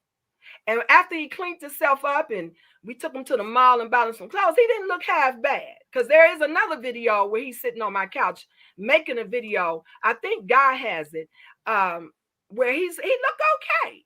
Because I tried my best to make sure he was looking okay. Because you can't be around me and my family looking like a bum, So, too bad you didn't buy him a whole bunch of shirts. That could have helped. Listen, I did. That's why. But you know what? That was in 2013 and 14. He probably don't have those shirts. And look, I bought him polo. And what else did we buy him? Ralph Lauren, and we bought him we bought him all the notable men clothes. Stylish stuff. I don't know why he's wearing nice stuff. Nice leather jacket, hats, gloves, pants. He had never had a pair of Timberlands. Never. So we made sure he bought him some Timberlands. He thought he was the thing of thing. I'm telling you. He really did. And he missed that. I know he missed it. I know he missed the family atmosphere he had around me and my big family. I know he does, because he never had that. His family don't deal with him, even to this day. So I thank you all. You know, I'm saying, I'm not here to try to make sense out of this crazy, insane nut. I'm not. Because I told people back in 2014 that he was insane. I have no reason to lie whatsoever. It Right. was a shock to me, just like it might be to some of you. But the fact remains, he is insane. And now he's going around asking any channel who he can get to bite with money. He's offering these people money. Me and Noble have gotten the emails from people that he is offering people money for them to let him come on his channel to talk about me and Sister Noble. Is that not insanity? I don't know what is. It is. So with that, I'm going to put you in the back, and we're going to bring on his other victim, or his late. Well, I don't Well, know do if I she's have to go in the back? Can't you Oh just no, put me in no, I'm the going to car? bring you back after she. I want to hear the story Okay. separately, All right. so people can Thank hear you. everything clearly. So I'm Yes, gonna sir. put you in the back. I thank you, and again, once again, it's a sad thing, but It is. unfortunately, it doesn't end, and it hasn't uh come to an end. So I'll bring you Are there back any on. more questions? Are there any more questions? If there are, I will do my best to answer them. Okay. Oh, there'll probably be questions like when I bring you two Okay, then. together. All right. All right. Yes, So sir. all right. So Then I'm waiting for your call. Thank you. all right. So stay in the back. All Yes, right. sir. Thank you. All right. So now you just heard from Aaliyah Muhammad. You heard all of the wild things that this individual has done to this woman. And I'm sure there was a whole lot more that is too numerous to go into. But the manipulation, the torture, all from one man. And I'm sure many of you have seen our next guest and her latest round. And the only word I can use to describe what's been going on is terrorism. Another word might be torture. This guy has said everything about this woman. He claims to have loved the woman. But at the same time, when he says he loved her, he's talking the worst things that can be said about a woman at the same time. That's not love. That's hate. Once you break up, let it go. Get you a white woman. That's what you love. Leave these women alone. But he touches on the men too. But anyway, let me bring on our guest. Everybody remembers her from, what was it, a couple of years ago, 3 years ago? Sister Noble. Welcome. And you're muted, by the way. Let me unmute your mic if I can. Yeah, you're good. Yes, brother. Thank you for having me on your platform tonight to tell my story and everything that I have gone through. I guess I can start at the beginning. He claims that he started watching me on YouTube or via social media since 2009. Okay. I just want to let people know that out the gate. He claims, Stalking. okay, yeah, stalking, since 2009. Okay. I say 2010, but I'll go with his narrative of 2009. Okay. So, of course, he used to, watch me on YouTube and all that. And he even started downloading a lot of my YouTube videos without my permission. He started downloading a lot of my videos without my permission.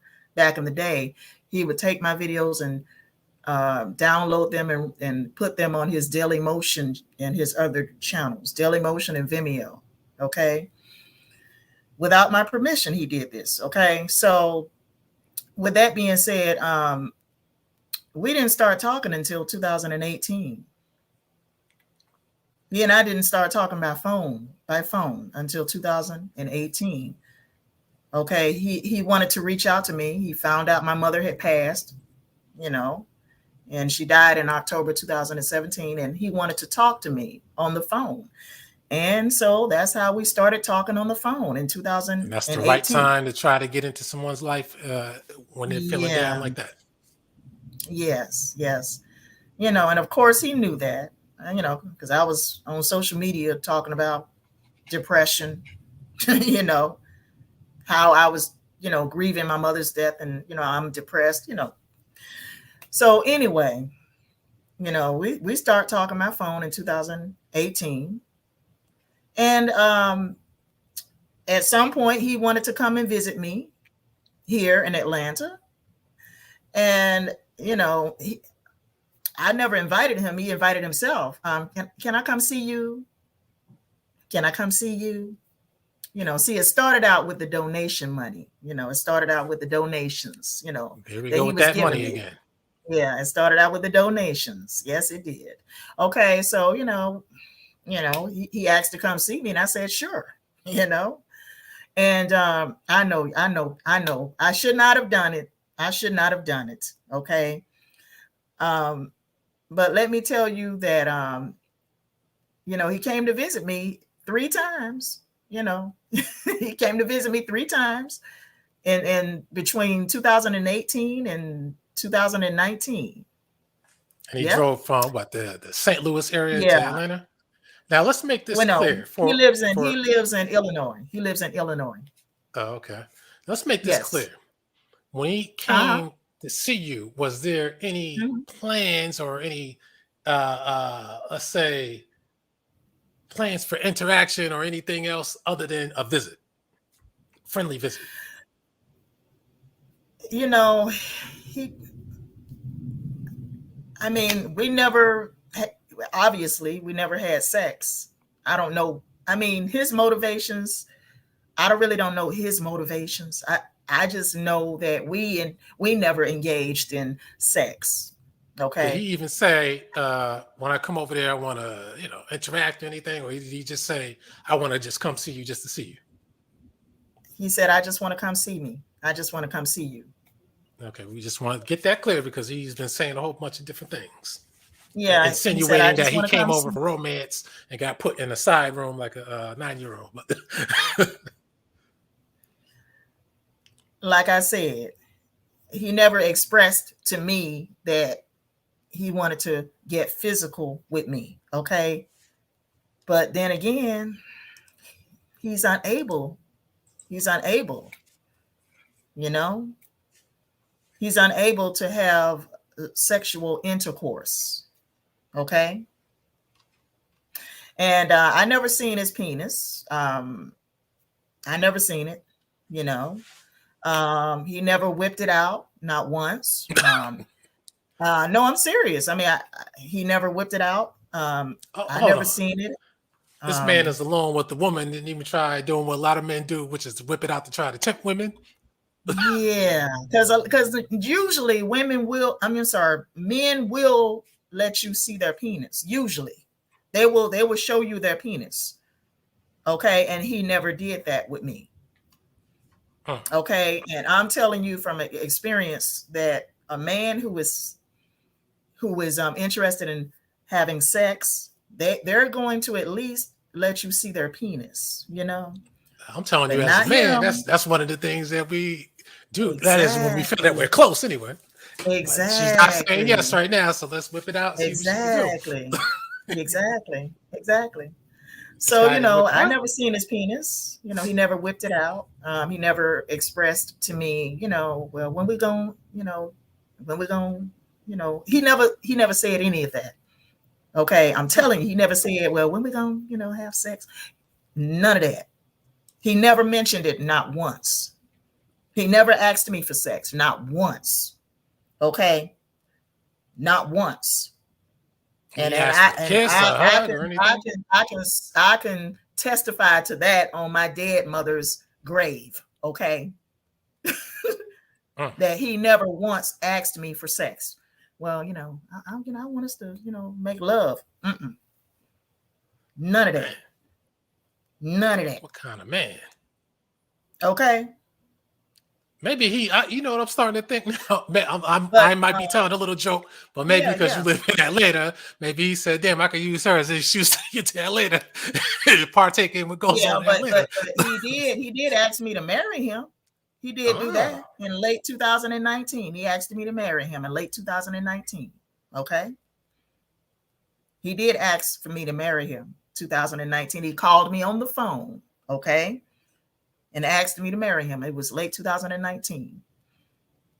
Okay. now that's weird. Yeah. And you turned him down, of course. Yeah. which was a good move on your part. And yes, it was. Yes, it was. But let me tell you that, of course, he paid off my car note. He paid off my car loan. Okay. And let me show people. I want to show people this letter. Okay. Hold on a second. Hold on for a minute. Let me take that off. And I want to show people this letter. Okay. I just want to show people this letter so they won't think I'm just full of shit here. He paid off my car debt, my car loan, Okay, whatever. This is the letter right here, to whom it may concern. Can y'all see that?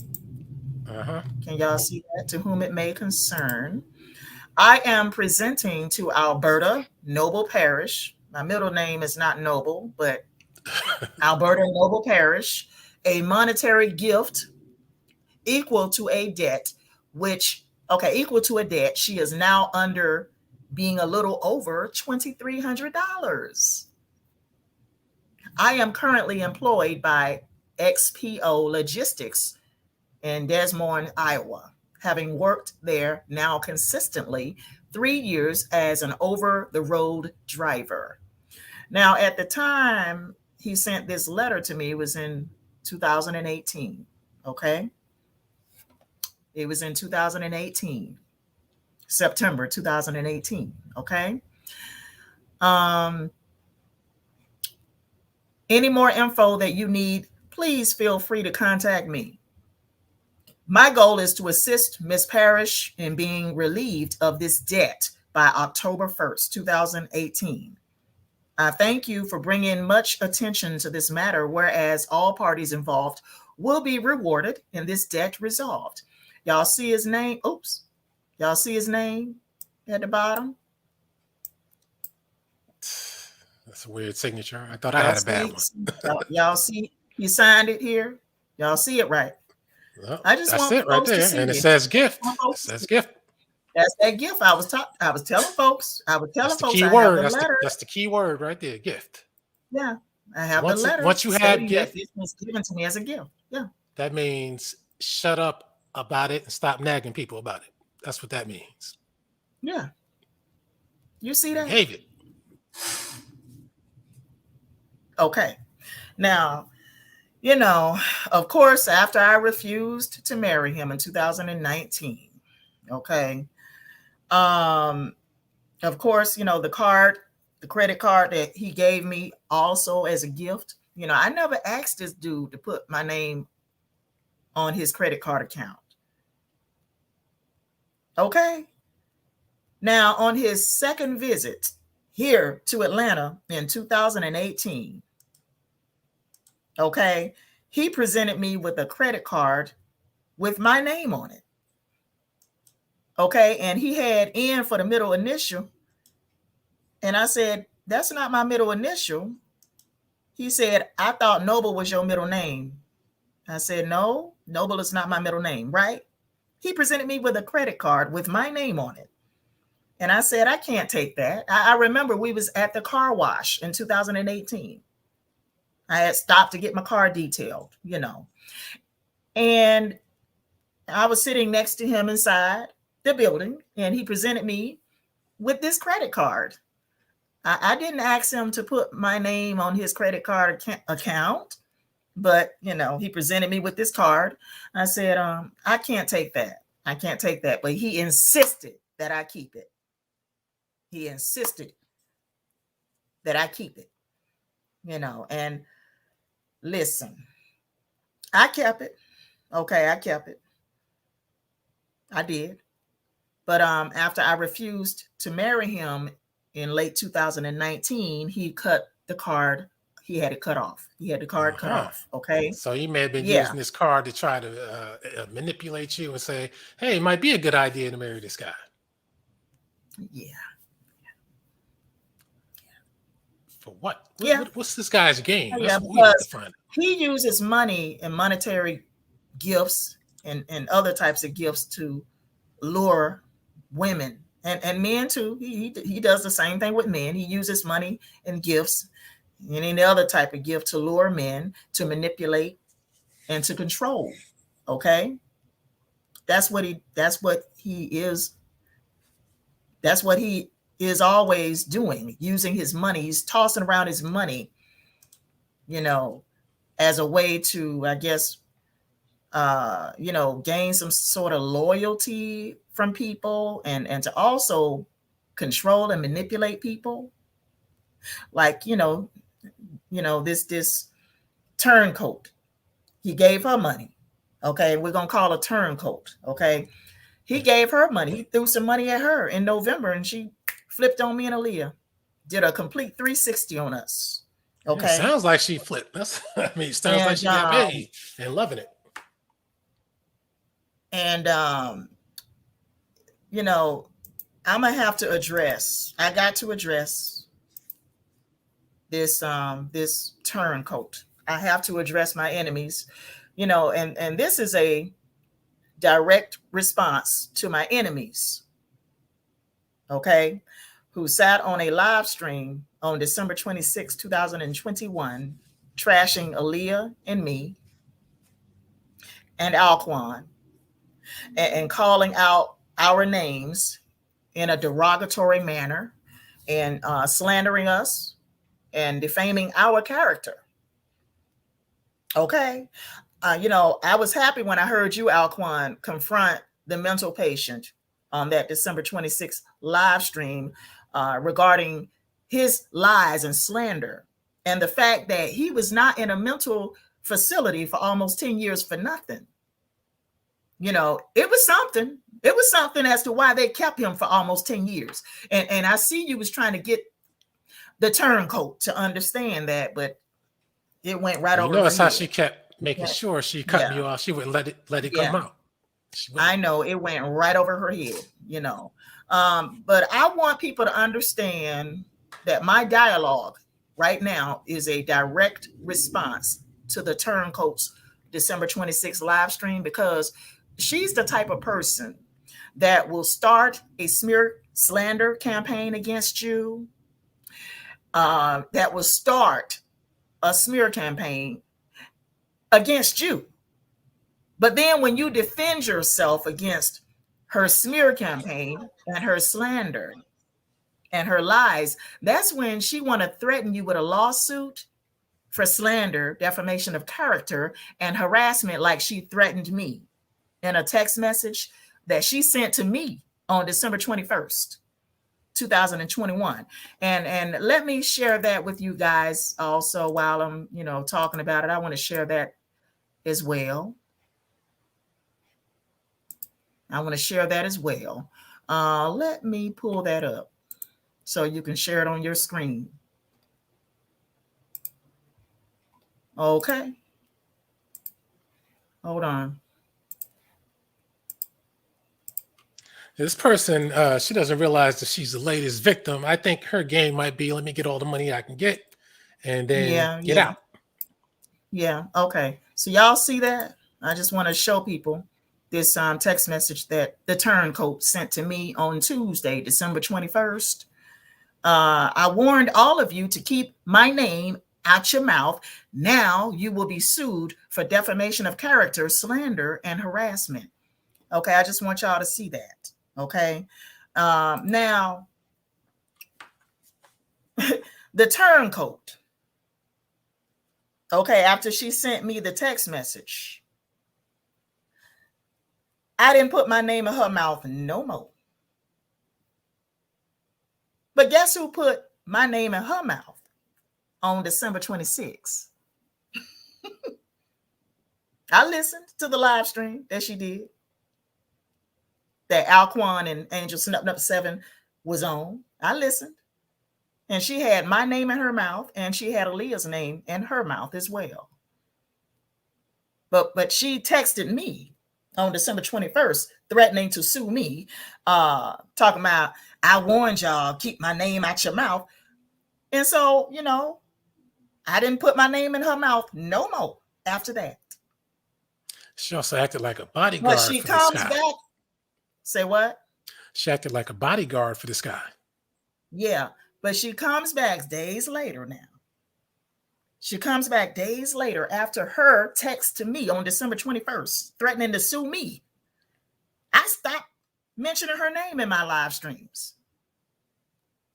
Yeah, I She's heard the her one say that you that stopped. came back. Yep, she's the one that came back on December 26th and put my name in her mouth and Aaliyah's name in her mouth. But you're threatening to sue me for a slander campaign that you started. I need y'all to think about this shit, because it's crazy. Yeah, it is. But let me try to rewind the clock a little bit. Let's get to the part where you guys are riding tight, sharing videos, going on lives back and forth. Yes. And tell us where it started to fall apart, because I have a feeling once you started promoting your book and started getting a broader acceptance, that's when problems started to arise. Yes. Jealousy, Yes, I can paranoia. talk about that. Yeah, the mental patient had a problem with me going on Sinetta Studios. Period. Okay. And I was invited to come on his platform. I'm talking about Sinetta's platform back in February. So he was already hating from jump. He had already, said, basically been talking about me behind my back. How I stabbed him in the back by going on Sinetta Studios back in February. Okay. Now, but he was telling me, look, I support you. And it's a good thing that your book is getting exposure. Now, he was telling me that on the phone, but behind my back, he was saying something totally different. To other people, he was saying something totally different. Okay.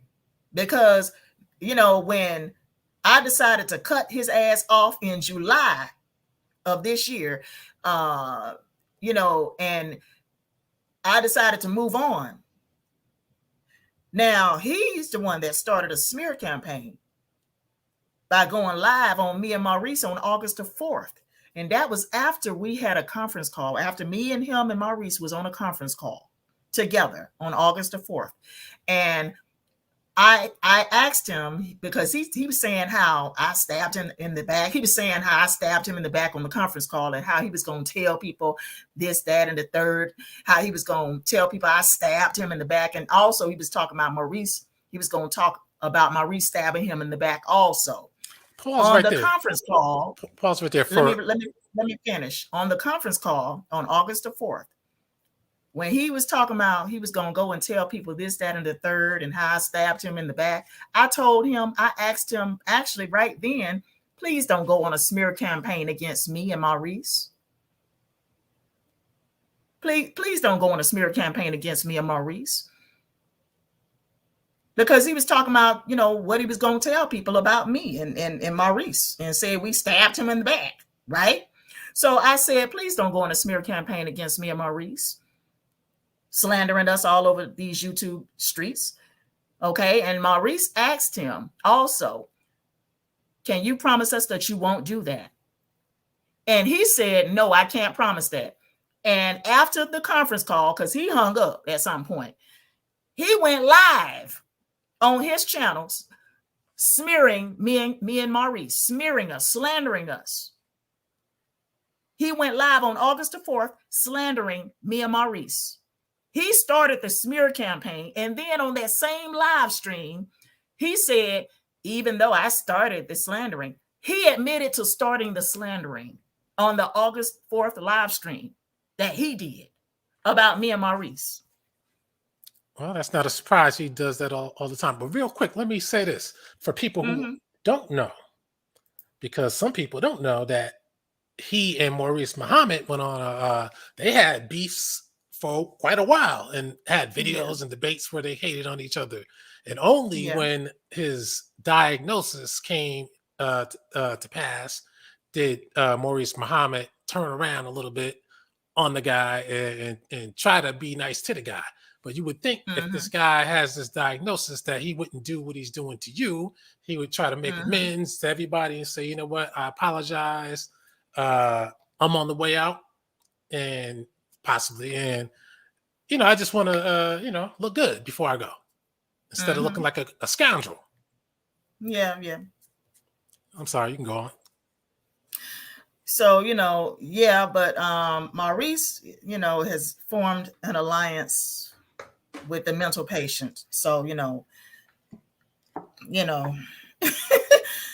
there's nothing I can do to change his mind about, the mental patient. He's formed an alliance. Okay. So, I want to also address this lawyer lady that you mentioned on your live stream yesterday, Alquan. I want to address her. Okay. And I think you know who I'm talking about. Oh, yeah. I just want to address this lawyer, who was easily influenced to turn against Aaliyah and me, who back in August, September, October, and early December, October, November, and early December, was all up in my chat rooms, blowing smoke up my ass, blowing smoke up Aaliyah's ass, and acting like she was on our side. Then when her master, the turncoat, called, she did a complete 360 on Aaliyah and me. When her master called for her, okay, she did a complete 360 on Aaliyah and me. And now she's buddy with the mental patient. However, I remember her being on a panel with the mental patient and asking him some questions. I remember this. She asked him a few questions. I remember her talking about how she profiles dangerous people and predators. I think I remember that conversation. She profiles dangerous people and predators as part of her job. And when she questioned the mental patient on that panel, he came at her in a very disrespectful way. Okay. Y'all remember that? Mm-hmm. He came at her at a very fucked up way, on that panel. And when he did that, she said that she knew then that he was the problem. Okay. And that he was the common denominator in all this mess. Okay. Also, I have screenshots of her comments that she had posted in my chat rooms since August of this year, showing her support for me and Aaliyah against the mental patient. Okay. And I even have screenshots of her in my chat rooms going at the mental patient for his cyber-stalking, cyber harassment, and cyberbullying of me and Aaliyah. Lady, you can't walk back all those comments you posted in my chat rooms since August. Okay. You can't walk all of that back now and pretend like, Aaliyah and me are the problem. I got evidence. I got evidence. Okay. You and the turncoat can plot against me all day long, but it won't erase what you wrote in my chat rooms ever since August of this year. It won't erase all those comments that you made in my chat rooms for all these months when you were pretending to be on Aaliyah's side and my side. Okay, so that's really all I have to say to that individual. Okay, that's all I have to say really about her. But Guy, I want to show you a few things. Okay, let me pull up some docs. I just want to show you some things because we are dealing with a mental patient who has split personalities. We're dealing with somebody with split personalities. That's number one. And number two, we're dealing with somebody who has gone on a campaign to make everybody believe that the state of Missouri railroaded him, that the state of Missouri had it wrong about him. He done went on a campaign to make everybody think they, the state of Missouri wrongfully incarcerated him in a mental facility. Okay, now let me share this this screen with everybody so they can see this for themselves.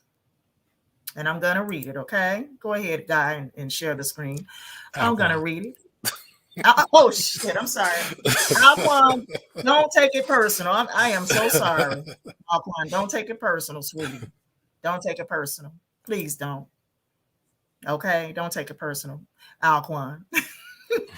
Okay, I want to read this right here. Now, this is a case in the United States Court of Appeals between Lauren Lee Ray and all these people right here. Mr. Anthony M. Ross, that's milan-ross, also against his wife, Mrs. Anthony M. Ross, State of Missouri, Franklin County, Missouri Department of Mental Health, Missouri Public Defender Commission, Franklin County, St. Louis Psychiatric Rehabilitation Center, all these other people. And you can see right here, Dr. John Raybon is, anyway. Only a crazy man can think he's going to sue all those people and win. I see it now. John Raybon, but they misspelled Raybon. It's supposed to be Raybon.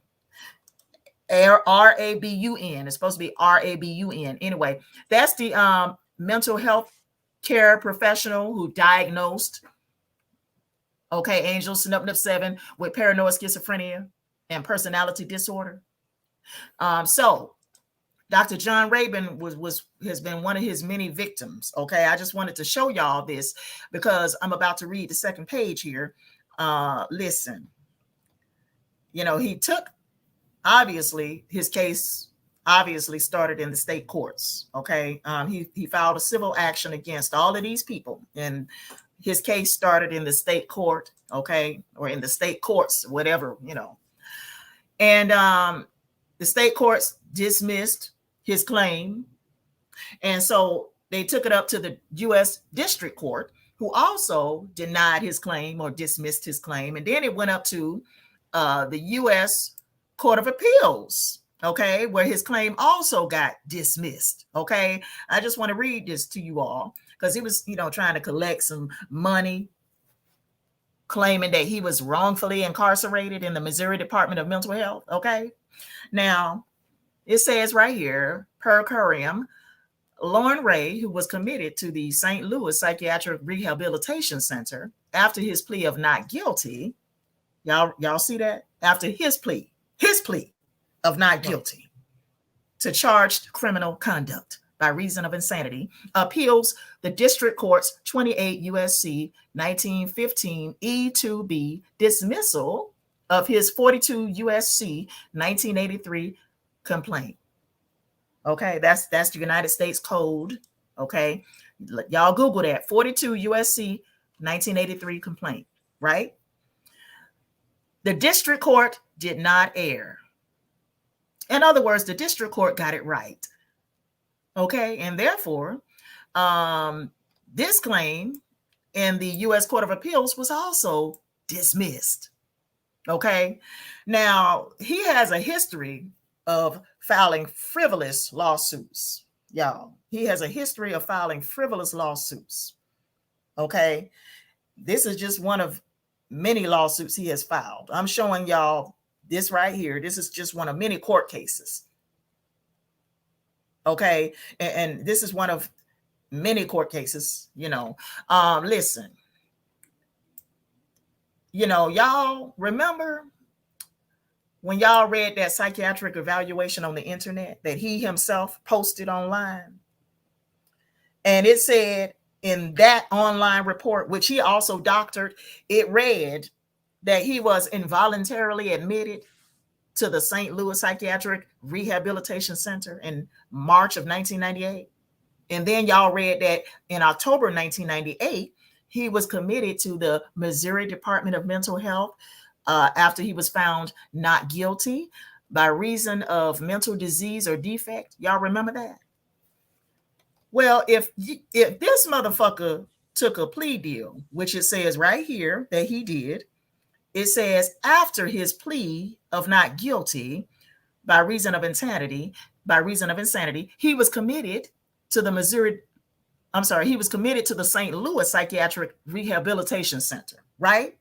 If he took a plea deal of not guilty by reason of insanity, then that means he was voluntarily admitted to the St. Louis Psychiatric Rehabilitation Center. But he wrote in his psychiatric evaluation that he posted on the internet himself that he was involuntarily admitted to the St. Louis Psychiatric Rehabilitation Center. Also, he wrote that the court found him, he wrote in that same psychiatric evaluation that he posted online that he was found not guilty, but actually he pled not guilty. He himself pled not guilty by reason of insanity to the charge of aggravated stalking in 1998. Okay. I just want y'all to see that. I want y'all to know the difference between the terms that he uses in his psychiatric evaluation that he himself posted on the internet and what the court records are saying actually happened. Okay, I need y'all to understand the difference. So he's trying to deceive the public. Yes. That motherfucker voluntarily, he voluntarily went into the St. Louis Psychiatric Rehabilitation Center in 1998. You know, there was no involuntary admission.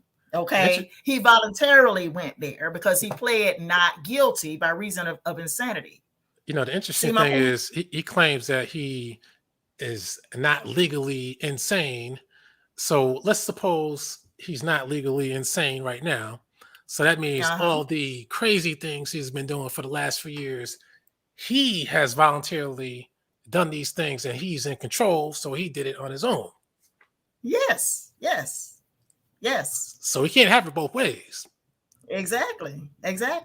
So, that bullshit about, the court found him not guilty, that video he made, y'all remember that bullshit video he made? And I got a screenshot of it, by the way.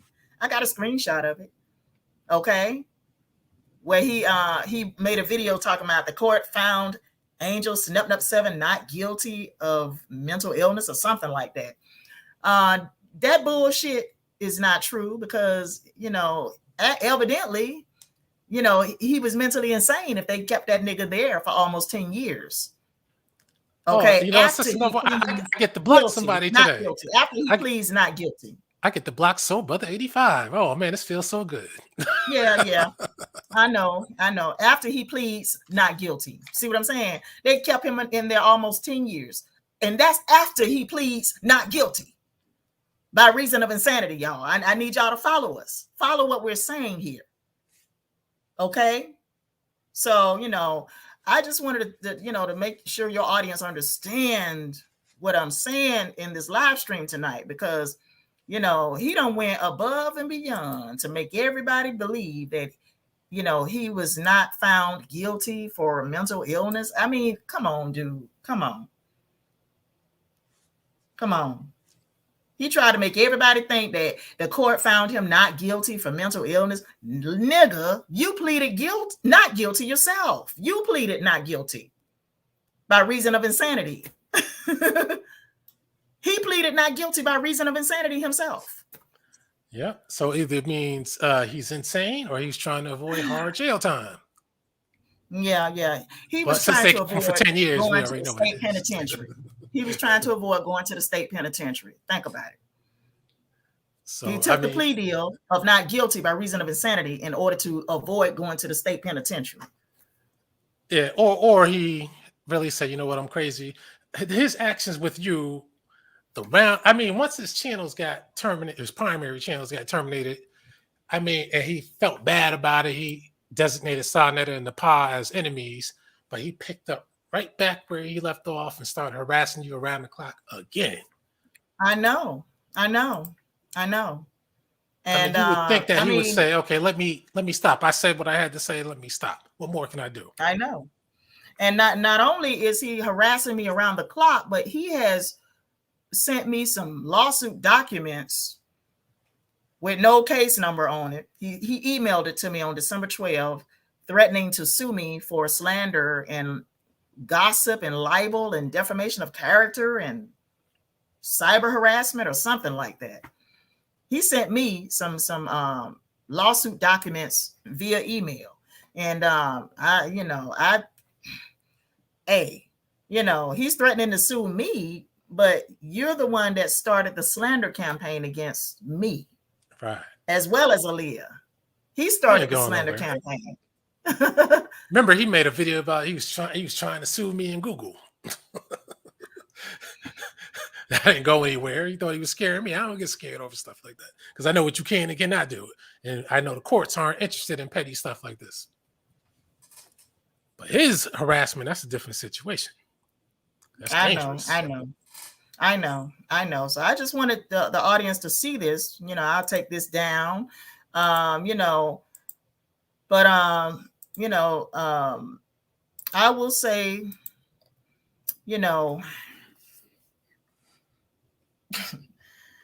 on November 3rd, I'm gonna tell y'all that on November 3rd, 2021, the turncoat joined my panel uninvited with Aaliyah and me to bring information to us concerning past court cases that Lauren L. Ray, aka Talik Abianrad and Angel Snupnup 7 filed against a victim that he stalked in 1997 in St. Louis, Missouri, whose name is Anthony Milan-Ross, and also filed against mental health care employees of the Missouri Department of Mental Health, as well as the City of Country Club Hills Police Department and the Office of the Missouri State Attorney General.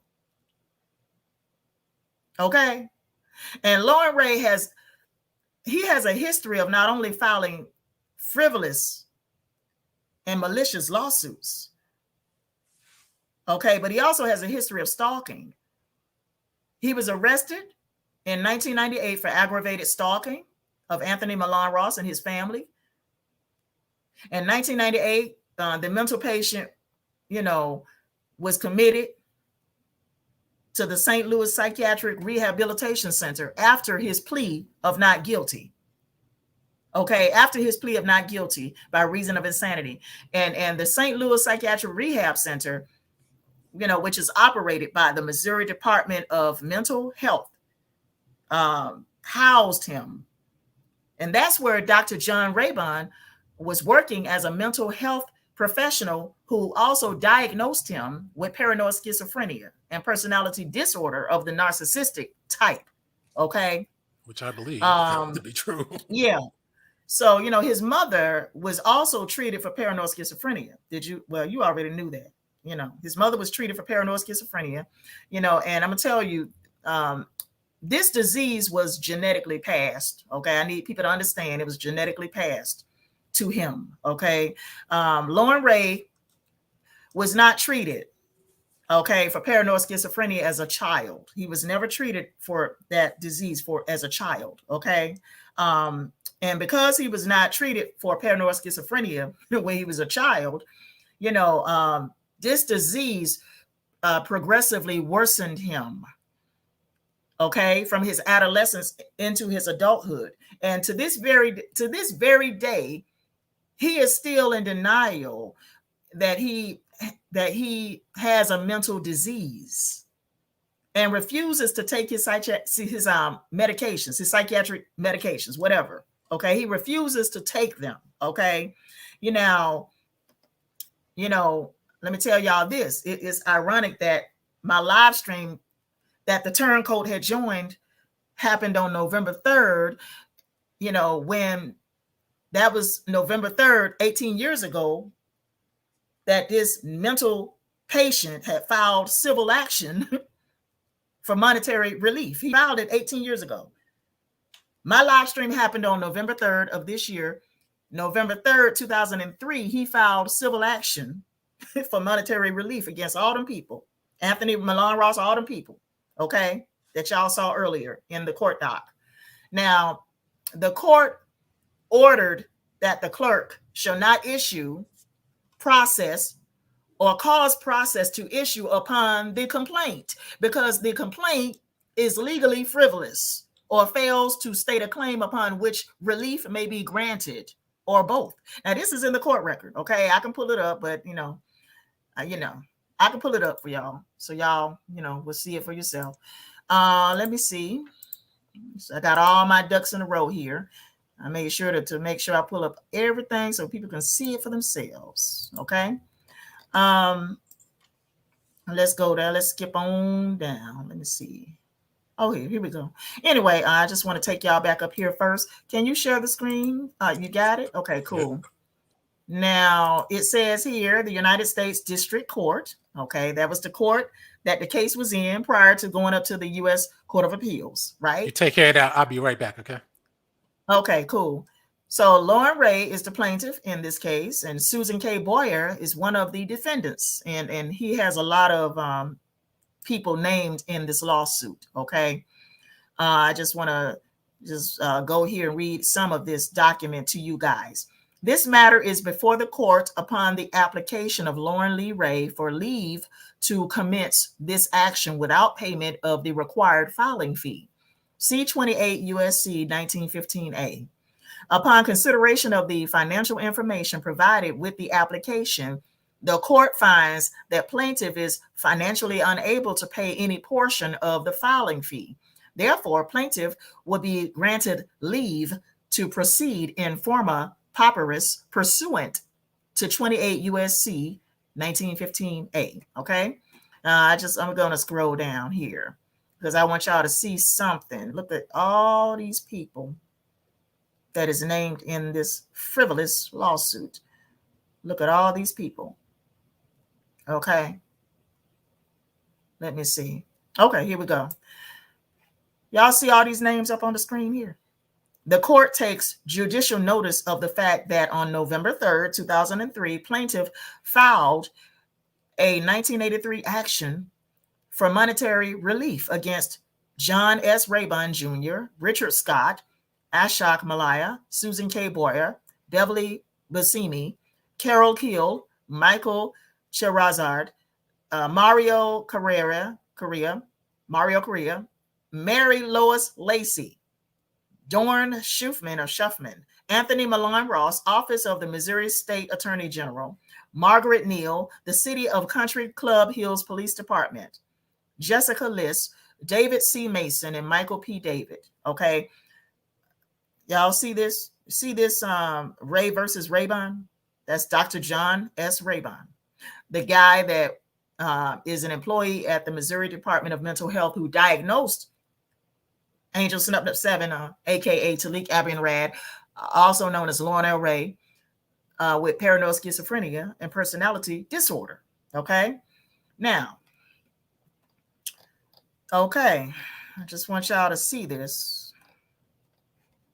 Okay. It is further ordered that the clerk shall not issue process or cause process to issue upon the complaint because the complaint is legally frivolous or fails to state a claim upon which relief may be granted, or both. Okay. It is further ordered that plaintiff's motion for appointment of counsel is denied as mute. Okay, I want to reread that again. It is further ordered that plaintiff's motion for appointment of counsel is denied as mute. Okay. Okay, I just wanted to show that to you all. See, like I said, the state court, dismissed his case, his frivolous lawsuit against all these people. And then it went up to the U.S. District Court. It went up to the U.S. District Court and Eastern District of Missouri, Eastern Division. And his case there was also denied. Okay. Then it went from there to the U.S. Court of Appeals, where they also denied his frivolous ass lawsuit. Okay. And I just wanted to show people that because this guy, is a very vindictive person, and he has a history of filing frivolous lawsuits against people. Okay. And, That's what criminals and crazy people normally do. They file a lot of lawsuits just to harass people. I know. So, he has threatened me, his latest victim of cyber stalking and cyber harassment and cyber bullying, to sue me for slander and libel and gossip and cyber harassment and something like that, defamation of character.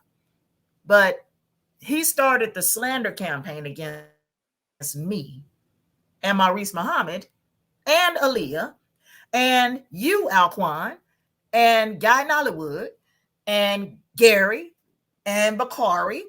I mean, he started the shit against all of us. But of course, I'm the only one that he's threatening to sue. Nobody else.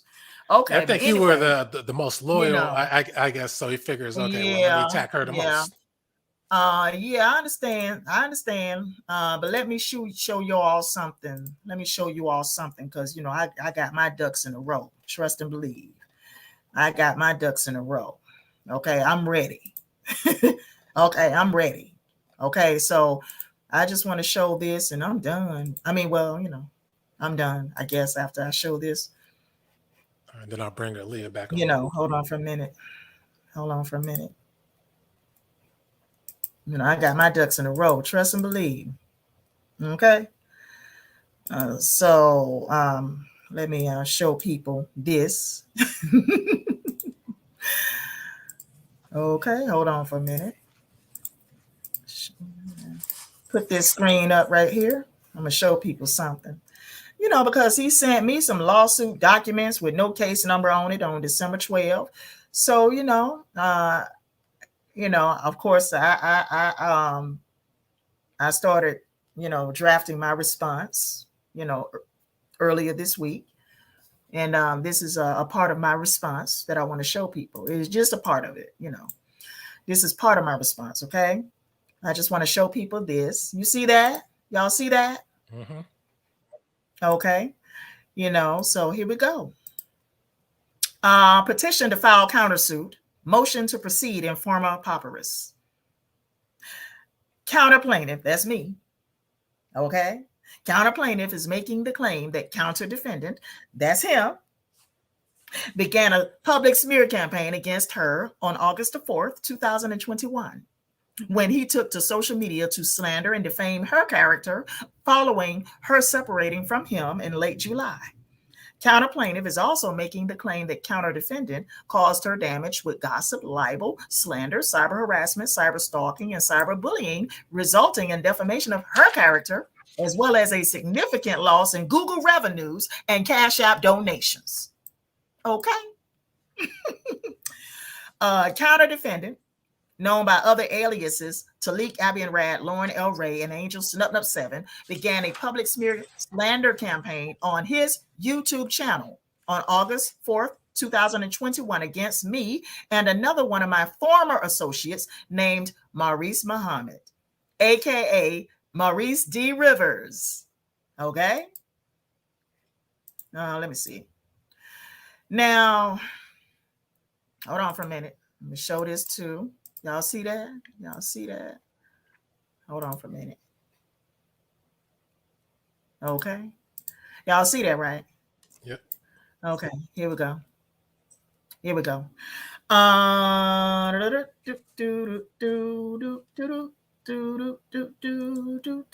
here we go. Let's go back up here. Following, yes. Yeah. Okay, here we go. Counter defendant, known by other aliases, Talik Abianrad, Lauren L. Ray, and Angel Snupnup 7, began a public smear campaign on his YouTube channel on August 4th, 2021 against me and another one of my former associates named Maurice Muhammad, aka Maurice D. Rivers, following our three-way conference call, during which time I asked counter defendant Talik Abianrad, aka Lauren L. Ray, Angel Snupnup 7, to not go on a public smear campaign against me and Maurice, to which he then replied, "I'm going to tell people about you and how you and Maurice stabbed me in my back." Maurice Muhammad also asked him, "Can you promise us that you won't do that?" Lauren Ray replied, "No, I can't promise that." As evidence, I have videos and text messages to prove Lauren Ray began a public smear slander campaign on social media against me and Maurice Muhammad on August the 4th, 2021. On August 4th, Lauren Ray, aka Talik Abianrad, also admits during his live stream that he started the slandering against me and Maurice. Okay. Now, let me see. Oh, here we go. I really want to tell y'all this right here. I really want to get this one out. Oh, Lord have mercy. In September 2021, Lauren L. Ray uploaded a video on his YouTube channel entitled, God is Guiding Sister Noble to Pornography, Deacons of Reality. Okay. He also added graphics in the video with the words XXX, and Pornhub. Lauren Ray gave people the impression that I did porn videos. He took an innocent satiric video that I made years ago, which was originally posted on my YouTube, on my old YouTube channel. Okay. It was originally posted on my old YouTube channel, copied and re-uploaded it onto his Daily Motion channel. But in September, he re-uploaded the video on his YouTube channel and used it to slander me and defame my character. He lied on me, telling people that I was into pornography. I have never done pornography. I have never been in the porn industry. I have never posted any sex videos on Pornhub or any other porn website. I have never been a sex worker or an exotic dancer or a stripper. But Lauren L. Ray gave people the impression that I had done porn videos by adding graphics and words such as XXX and Pornhub to my original video, which I initially uploaded on an old YouTube channel years ago. I want people to see that. Can y'all see that? Is it? Can you see it? Okay. Yeah. Okay. The video was meant to be satire, nothing more. I was not serious about being a porn star or an exotic dancer or a stripper. The old YouTube channel is no longer in service. Currently, I am known as Sister Noble on YouTube. I also have a backup YouTube channel under my real name, Alberta Parrish. Now, okay, I wanted people to see that. Lauren Ray continued to slander and defame my character during a live stream on October 25th, 2021, on which he told people that I shit on myself. He had also made multiple videos prior to October 25th, telling people that he saw turds on my bathroom floor and that I shit on myself.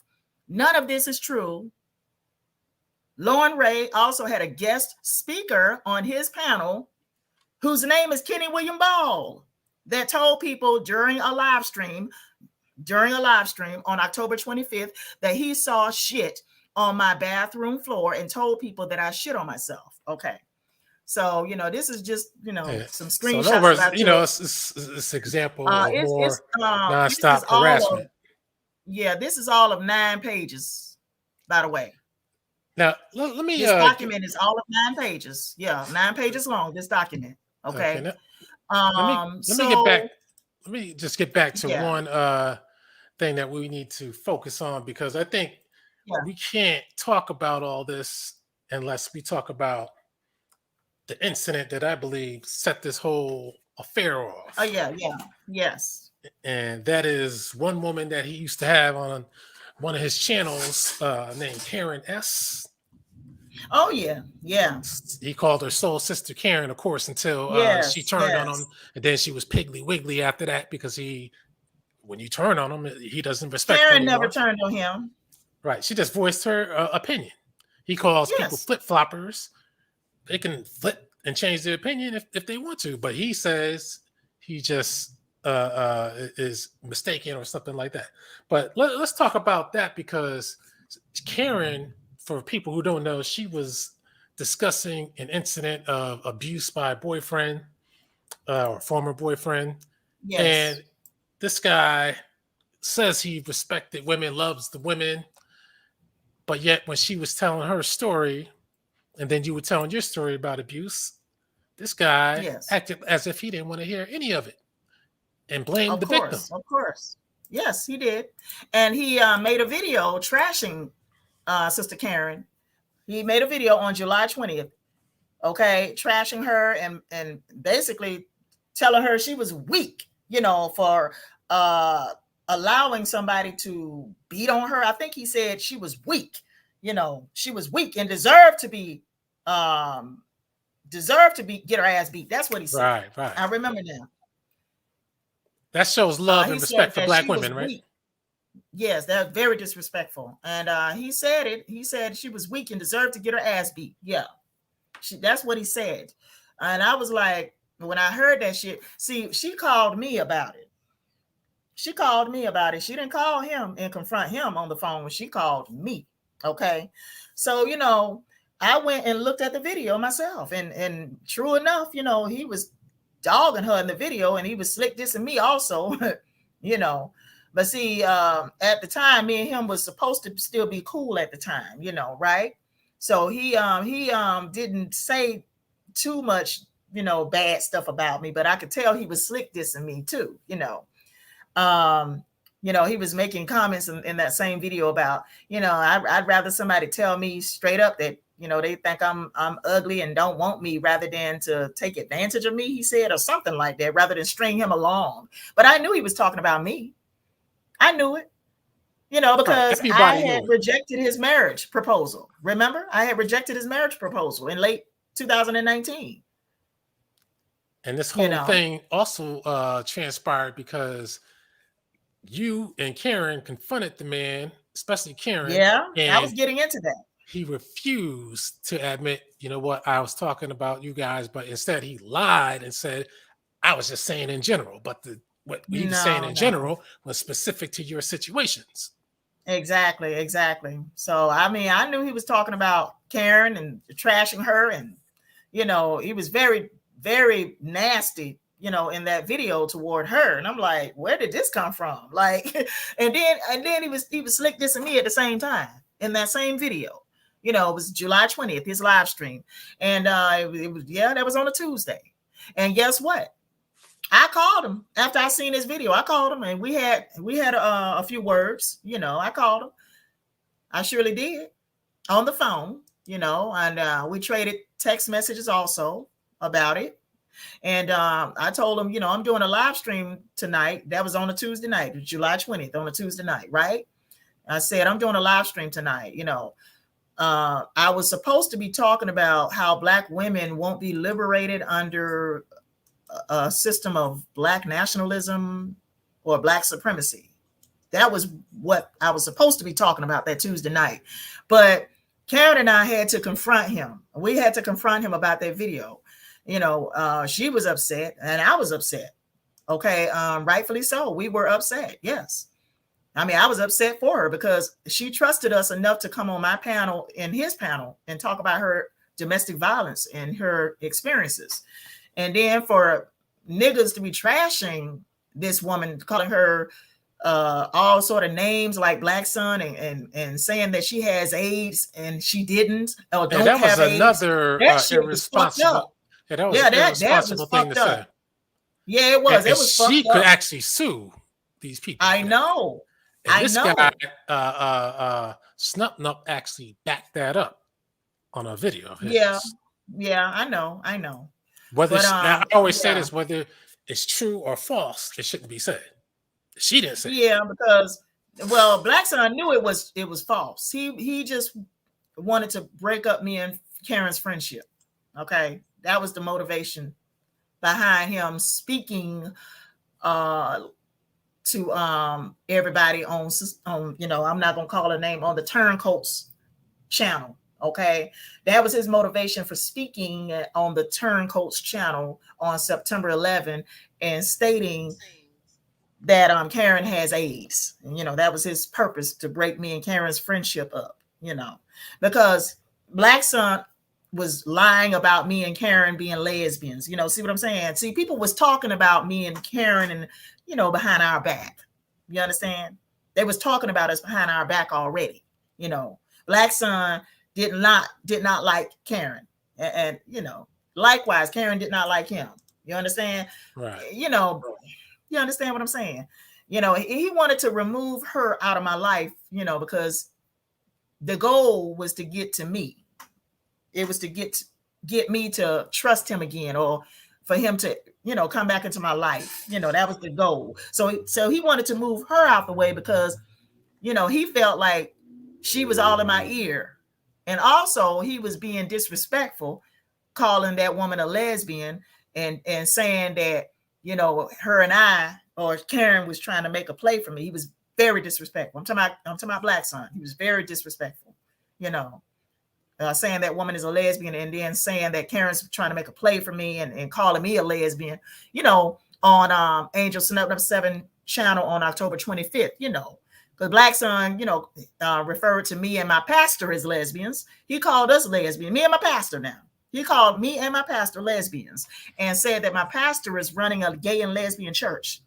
Okay. And that's all based on what the turncoat told him.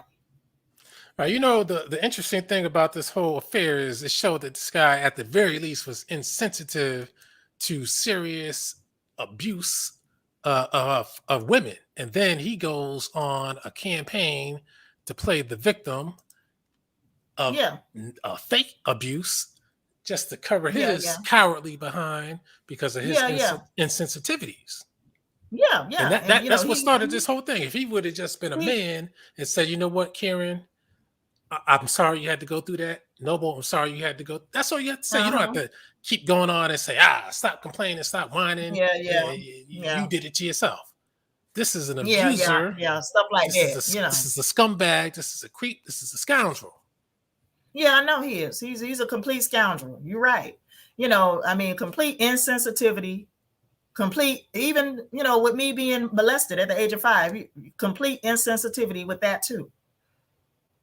Okay, complete insensitivity, and even, you know, was talking about me behind my back, you know, saying that I'm lying about my own childhood molestation. You know how I know? You know how I know he said that behind my back to other people? Because the woman he brought on his panel on July 21st said it to me. I had never had a conversation with that woman. The one that he brought to check me on his panel on July 21st, that was on Wednesday, July 21st, had told me that I'm downplaying my own childhood molestation. She said I was lying about my own childhood molestation. I knew it came from him. I knew it. Because that woman and I had never had a conversation prior to that. Okay?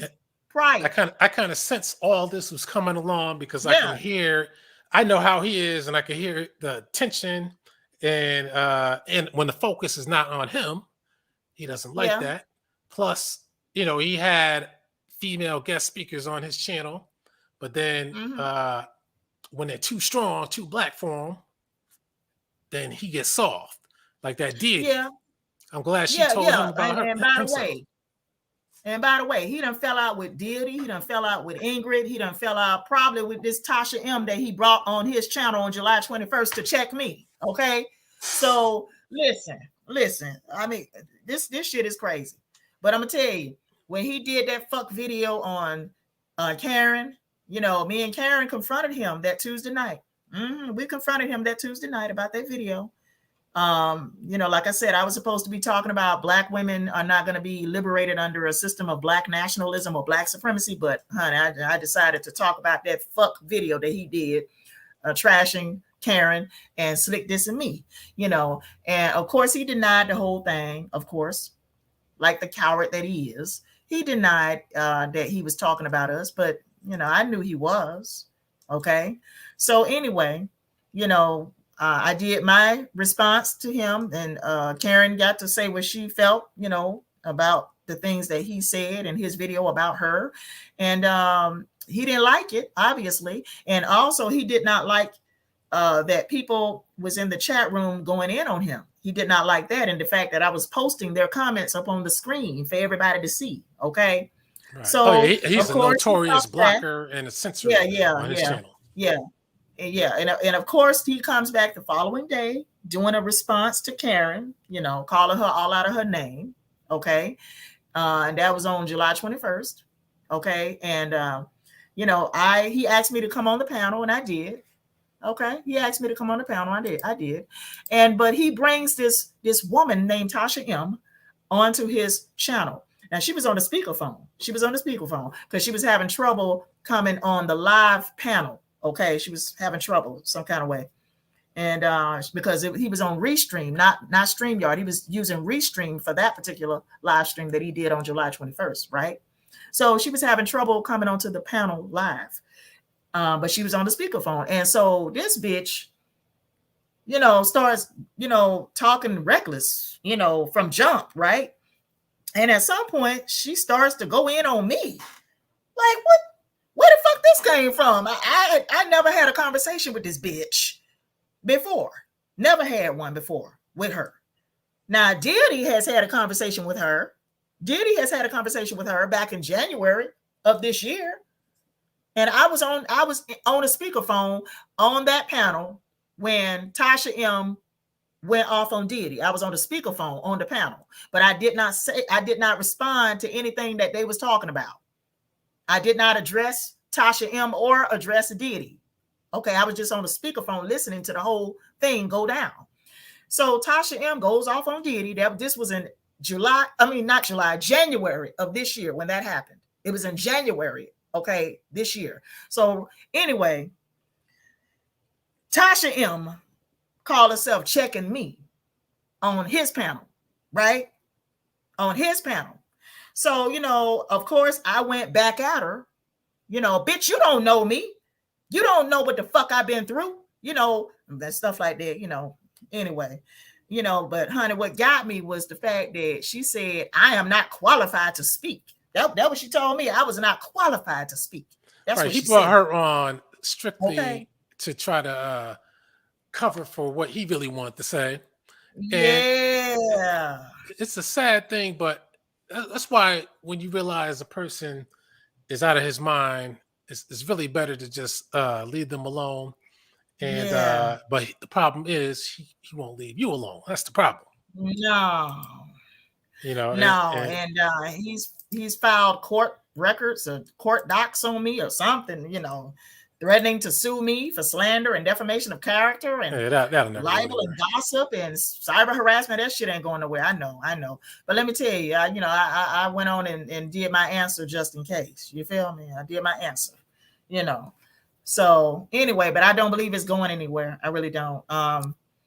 It's weird though. He makes tons of videos about you, but yet Nepal and Sa Netter took his channels down, which he really it hurt him. But he only made a couple of videos about them. But before that, if you recall, he actually went on their show trying to sweet talk them, hoping that they'll restore his channels. And they played them, and they didn't. I saw that shit. I saw his ass up on the pause platform on December 1st. I saw he was acting like a sucker too. Yeah, acting like a sucker. I know. Let me tell you. Let me finish this. I'm gonna tell you. I'm the only one with a legitimate case for against him and other people for slander and defamation of character.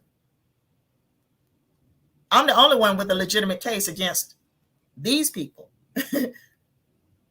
Okay, I'm the only one with the legitimate case for slander against them, because they started the smear campaign. They started all this slandering of me and Aaliyah, and they started it, all of them. Okay, so, and I got my evidence, I got proof to show that they started the smear campaign and the slander and the cyber harassment.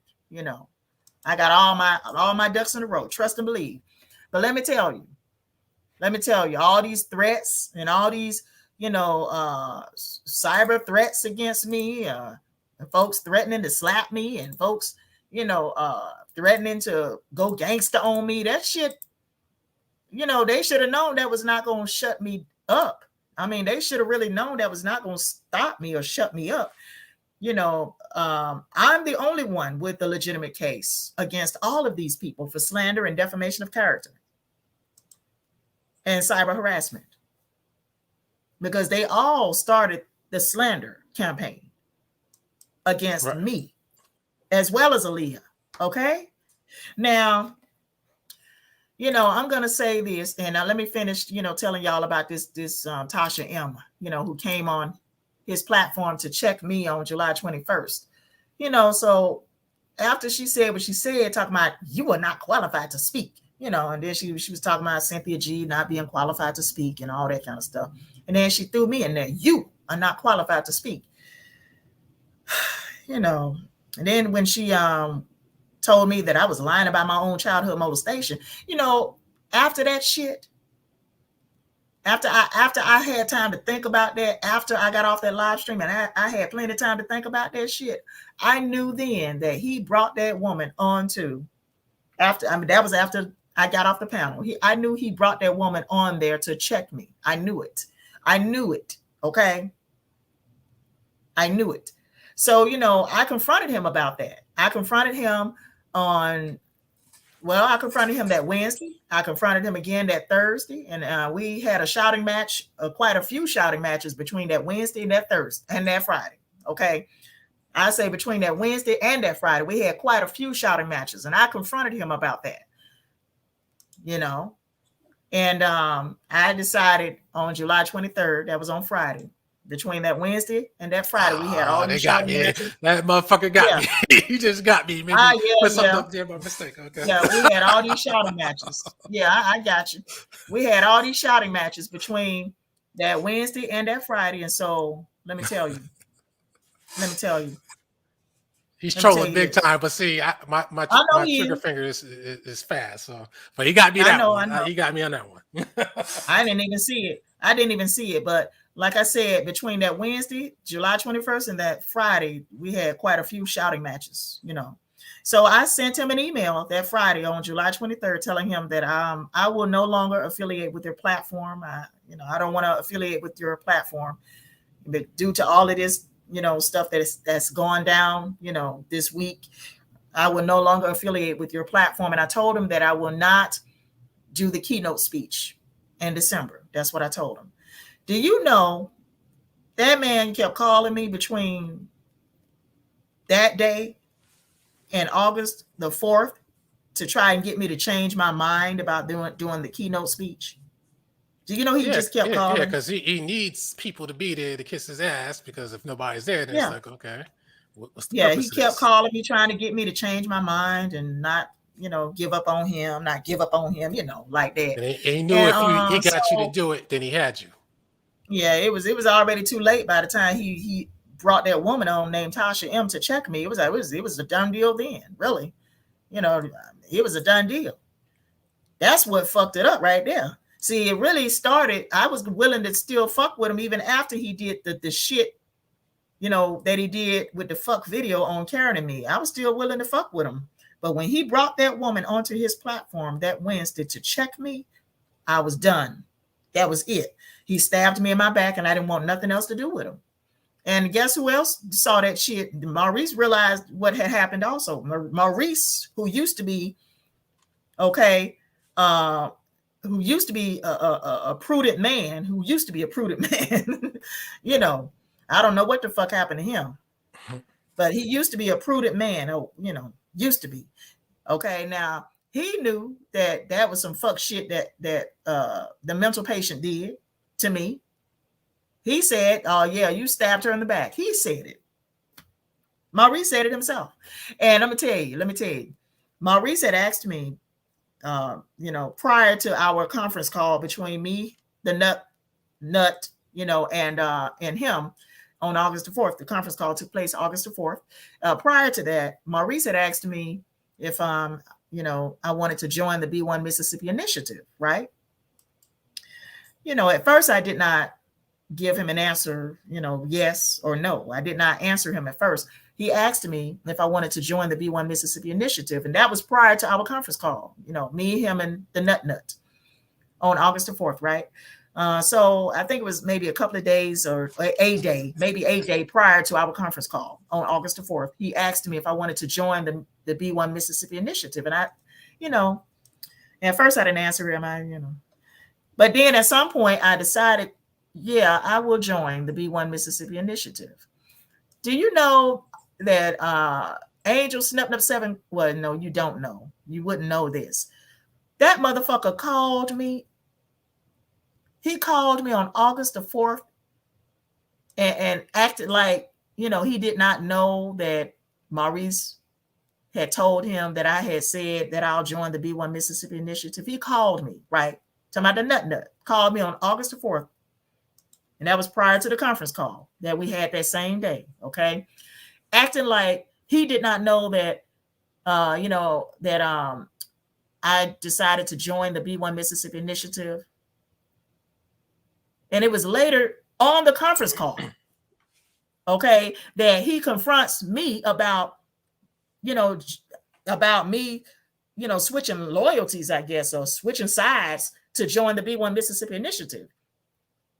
This mental patient confronts me after he stabs me in my back by bringing that woman, Tasha M., on his panel to check me on July 21st. And he has the audacity to confront me because I no longer want to affiliate with him, and I decide to join the B1 Mississippi Initiative with Maurice Muhammad. It's crazy. Maurice is in Mississippi. This motherfucker is insane. I know it's the same thing, but I'm just saying, No, it ain't the same thing. At least one is somewhat in motion. Exactly. But he confronted me about my decision. Think about that now. I want y'all to think about that. He act like he controls shit. He act like he controlled me. He act like, that I was supposed to. He acts like he actually has a Mississippi I was supposed to. I was supposed to, cater to him because he gave me all this money and shit. Like, bitch, you gave me this money as a gift. You gave me these donations as monetary gifts. And now because I won't do what you want me to do, now you're going in on me talking about I stabbed you in the back when you stabbed me in my back. And went on a smear campaign after we got off that conference call on August the 4th. Me, him, and Maurice on a smear campaign against me and Maurice. Okay. So I just wanted to, bring people up to speed because a lot of people don't know the backstory. They don't know the backstory. And if they hear it from other channels of loudmouth females, they're going to hear his version, which is a whole bunch of lies. So that's why here we're clearing the air, and this guy's trolling the channel big time, but I'm fast. So it doesn't matter. You keep on making them up. I don't mind blocking. I don't really block people, but you get blocked. But right now I want to bring Aaliyah back on, and thank you for your testimony, because these people are dangerous out here. And as people could see in the chat room with all these personas and channels this guy's been coming up with, this is another example of how crazy this person is. He won't stop. But it doesn't matter because as soon as he comes up with them, I don't like telling people you're out of here. I just do it. That's more frustrating. Yes. So now you guys are back on. People have heard the two of his latest victims of his harassment campaign, which probably won't end until he either succumbs to his booty ailment or he's locked up again. Sis. And we want to make it clear too. If you are intelligent, you can see a pattern here, because everyone he deems as an enemy, because they will not comply with his control, he does the same thing. He accuses Noble and me of taking his money, which he gave to us as gifts. He accuses us of betraying him because we didn't want to deal with his campaign. I told him I don't want to have anything to do with Reality Temple on Earth because it doesn't make sense. I told him that in 2014.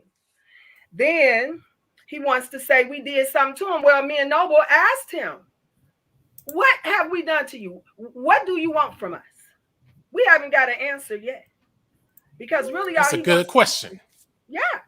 Well, we're not afraid of the answer or the question. We asked him. But see, he lies and lies and lies. First, I threw him out in the cold and he was destitute. Then he tells them on Mammy's channel that he had $60,000 in his pocket. So how could I have thrown you out in the cold and put you in destitute if you had $60,000? You had enough money, you could have bought you a house. with $60,000 plus dollars. You had enough money to go and get you a penthouse hotel room. You could have went to one of them stays inns and paid a whole month with $60,000. Why did you go to my daughter? Why did you look all over Toledo looking for my daughter? Because you wanted to hurt me, number one. But number two, you needed a place to stay. Me and Noble have did the research. Like you see, she's very thorough and we work together. We figured out why he ran to my house. It was because his sister Wanda had pressed charges against him for child molestation. He's a pedophile. And he had to get the hell out of St. Louis because had they caught him, he was scared that he would go back to the mental institution. He's scared of that. So that's why out of all the cases he done filed, why he ain't filed none against me? Huh?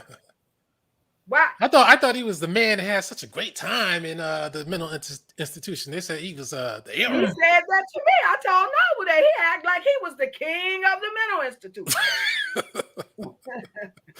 So where was all this disdain for your nurses and stuff? No, the disdain was they knew you was crazy. And you thought you was only going to stay in there for a limited amount of time, but it turned out to be almost 10 years. And that's what's wrong. He couldn't fool them. He couldn't fool them doctors. Dr. Rayborn, I talked to him on the phone after he started stalking and harassing me. And I told Dr. Rayborn about how he had took my everything. He listened. He told me as a professional that he could not give me any pertinent information about Lauren Ray. He knew exactly who I was talking about.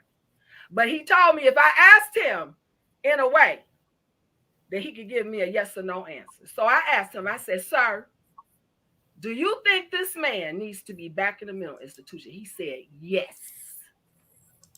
He said, yes. He should have never been let go. We got Uno. He says, I wonder where he's getting all this money from. That's a good question. From SSI. He don't have anything to do with his money every month. SSI. I know where he's getting it from. And this guy right here. And he gets food stamps. And then he's always accusing people of being on welfare. The reason why he was able to get Mammy on his side is because on November the 5th, she called me with Black Sun. Wanted me to come back on her channel. I said no. I said no because I didn't dislike her. Because we had just been on a video with Noble. Me, her, and Noble together. I didn't dislike the woman. No matter how she felt about the nation. So that's another lie. Because I don't care how people feel about the nation. I know you don't really care about the nation. I ain't mad at you. I ain't mad at nobody for it. Because I know most people don't even know the truth about the Nation of Islam between 1930 and 1975. I do, because I was there. Right. And I like, that's why people need to learn when they do these lives, separate the discussions, especially the ones that's going to cause a lot of tensions. Yeah.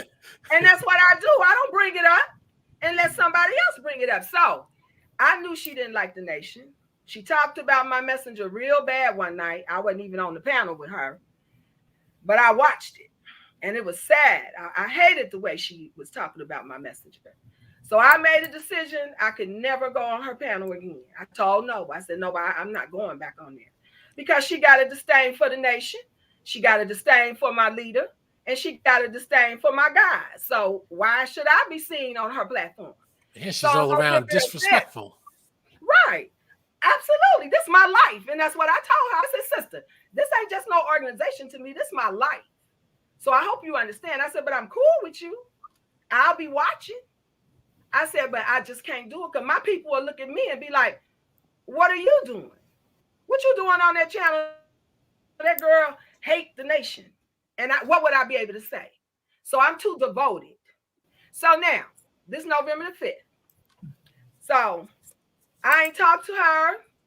I did watch some of their programs. Noble was on there. You was on there. Everybody was on there. But I didn't come because I told her on November the 5th, 2021, I would never come back on her channel. And I mean just what I say. And I'm not going back on there either. Absolutely. So Now I don't talk to her no more.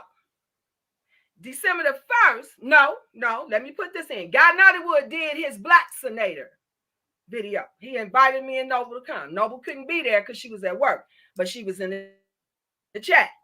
I came on there. We talked about Black Sun because he was mad at Black Sun because Black Sun did start some bull crap with him. And he felt that she was not being fair because she didn't check Black Sun, but she checked him. So Guy was upset. And I went on there to have Guy's back because Guy had my back. And regardless of what he may think and anybody else think, I like Guy and I respect Guy Nollywood. Because as far as I know, he hasn't done anything disrespectful to me. And I truly care about him because he was bold enough to bring me out that video and let the world know who I was. Right. That was his worst nightmare, your return. Oh, yes. And I told Noble that. I told Noble when she said, I want you to come on my panel. I said, girl, let me tell you something there, sis. Once you do this nigga is going to go back crazy. And Noble said, I'm ready. Noble said, I can handle it. Let's go. So we did. Now, you know what? You see the person on the screen right now? D. Durrell. Sir? D. Durrell, he's on the screen. And I put the link in. He could join up and give his testimony because this is another victim. Yeah. Well, Angel Snuffing Upset. Okay, yes. Come on. The more the merrier. He's a victim. Yeah, that's what we want. And he had me thinking that D. Durrell and Taharka Bay did him so wrong. You know, that's what he had me thinking. He had me thinking D. Durrell was fucking with him. Right. Okay, that's what he had me thinking. So let me finish this. Let me finish this because I want to get this in.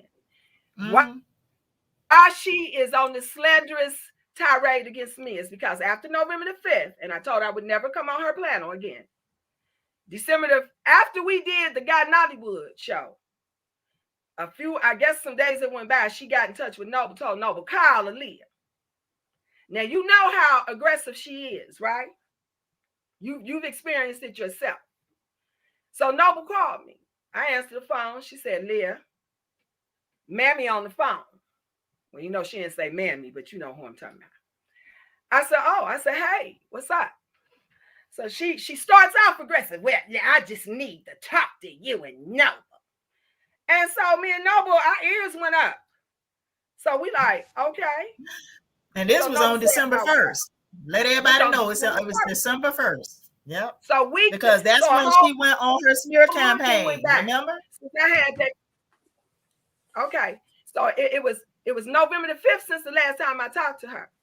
So she calls me out the blue with Noble on the 33-way and aggressive. So me and Noble trying to get to, what do you want?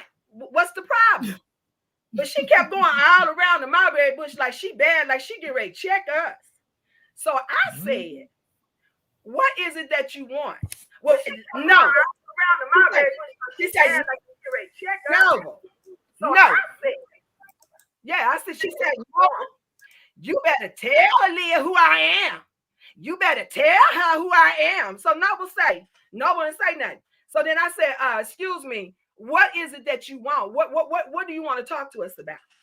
Look, Aaliyah, I'm trying to talk to you, but you won't let me talk. I said, well, I'm trying to get to the bottom of what you want. And so she went to Noble again. Noble, you better tell her something. And at that point, I said, you know what? You ain't got to tell me nothing. I said, girl, what did you got to tell me? Because I don't care nothing about you talking to Noble. Noble not going to tell me nothing. And then she told me, you so. I couldn't even hear what she said because the next thing you know, I was like, bitch, let me tell you something. You don't check me, boo. Nobody checks Sister Aaliyah, boo. Who the hell do you think you are? You don't call me, and me and nobody did nothing wrong. Whatever we said about Black Sun was the truth. And so we went back and forth, and then I said to her, what really killed her, Elquine, I said, that's why Yanga don't want your ass, because you ain't shit. Now, I know I couldn't tolerate her with that mouth. And after that, listen, it was hard, but then she hung up on me and Noble. And me and Noble talked about it. Like, wow. All she had to do was come out and say what she was thinking or feeling. She didn't have to go all the way around the Mulberry book like she gonna check the person or something. Who she thinks she? I'm a grown woman. Noble said, I'm a grown woman. I said, hey, Aaliyah, let me interrupt you for 1 second. Everybody be quiet for 1 second. Oh, what's up, man? How you doing? Speak. Oh, yeah. Oh, yeah. Oh, no. You know, she was gonna leave him up there. I was about to get ready to jump in on him. I thought she was gonna leave him up there on the panel. You know, I had to do that. You know, I had to do that. What the hell they been doing for me? I wasn't. You could have left him up there. I wasn't, because you know what? No. He wants this. That's what he wants. He want to be on a panel with me and Noble. I promised God I would never be in the same place that nigga is. And I mean that. And see, that's what he want. He want me and Noble to bow down to him. He want me and Noble to apologize to him. This guy got some nerve the way they did me the last time. I think I'm gonna let his ass up here. You gotta be crazy. All right, we got my man G. Darrell. Give me a testimony on this clown. You know, he's also a therapist too. I just want to say something right quick. D. Darrell, I owe you an apology. I never got a chance to apologize because I did some fuck shit listening to a goddamn mental patient. Okay. And I went in on you not even knowing the situation, listening to that asshole.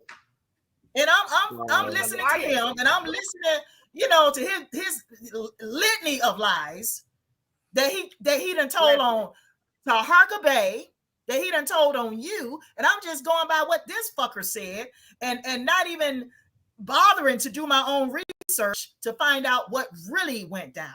So I do apologize to you. I wanted to tell you that before. Apology accepted. It's accepted. No, it's no problem. Thank I you. Appreciate you for doing it. I know that's very big of you, but thank you. Because I did not know you. I did not know you to be making videos on you. I did not know you. See what I'm saying? Like, right. See, that's the level of mental illness that will rub off on you. I just want to finish that. That's the level of mental illness that will rub off on you when you're around a mentally ill person. Sometimes. Yes, exactly. She went off on me and Noble because we stood up to her as women. What was we supposed to do? Let her talk to us like we were kids about something she really didn't even have the ups and ups on? No. And so that's why she started that spear campaign against me and Noble, and she's been doing it ever since. We stopped mentioning her name, and we stopped even talking about the stuff. And she came right back. She surely did another video about the one that you were on, Elquine. She came right back. She came right back. And guess what it was about? Because I was invited on another platform. She has nothing to do with a platform that was talking about the nation. Oh yeah. I went on it, and I was doing good. We were having a good conversation until one of her sick ass cronies, Amber Evans, jumped in the conversation, asking silly questions. But let's hold on to that. Let's hold on to that for a second. I got to hear because D. Darrell hasn't been here in a while, so let my man share his testimony on this nut. Man, appreciate you for having me on, Antoine. Okay. and again, I appreciate you, Miss Sister Noble, for apologizing. I accept it. I understand these things happen on YouTube. It's not the first time. This is not the last time.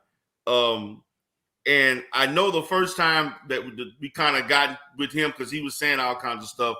I want you all to understand, Brother Up and Up has been watching me obsessively for at least 2 years before I decided to put him on my channel. I knew something immediately was wrong with him because the nature of the emails that he sent me. When he sent me emails, it would never be 2 or 3, 4 or 5 sentences. He would send me emails paragraphs long. I'm talking this long every time. I mean, it was damn near chapters. He would never send just a simple, hey, D. Darrell, I want to come on your channel. I want to give my thing about the Mississippi campaign and so forth, right? It was always he would send me an email at least once every 2 to 3 months. And every time he constantly talked about, I had 100 channels that got, when he said 100 channels, which I found out was kind of accurate because there were other YouTubers when I first, one reason why I went in on him the way I did is because other people didn't want me they didn't want me to put him on my channel. They were telling me, man, this dude is bad news. He had a bigger channel back in the day. He was crazy as hell. Now, me being a therapist, because I'm a therapist, I understand mental illness, and my things we're trained not to prejudge people and kind of give them and just allow them to be themselves, and then I'm just giving him the benefit of the doubt. But he gave these long ass email addresses. These long, I'm talking long, and then I finally said, okay, this brother constantly, I'm gonna give him a chance and just see what he's talking about. I'm just gonna hear him out. So when I agreed to let him come on the channel, he started sending even longer emails and so forth about, hey, we're gonna talk about this, we're gonna do this and that. And I let him come up. We did about two live streams together before Sister Noble came up. And I never forget when Sister Noble came up, I was actually at my office. I have an office in Dallas outside of Houston. I was in Dallas for the weekend when we did that live stream. And the more I got to know him and so forth, the longer and longer these goddamn emails were. And then he started sending me all this information I never asked for. And I told the brother, I said, listen, and this is a part where I knew something was mentally wrong.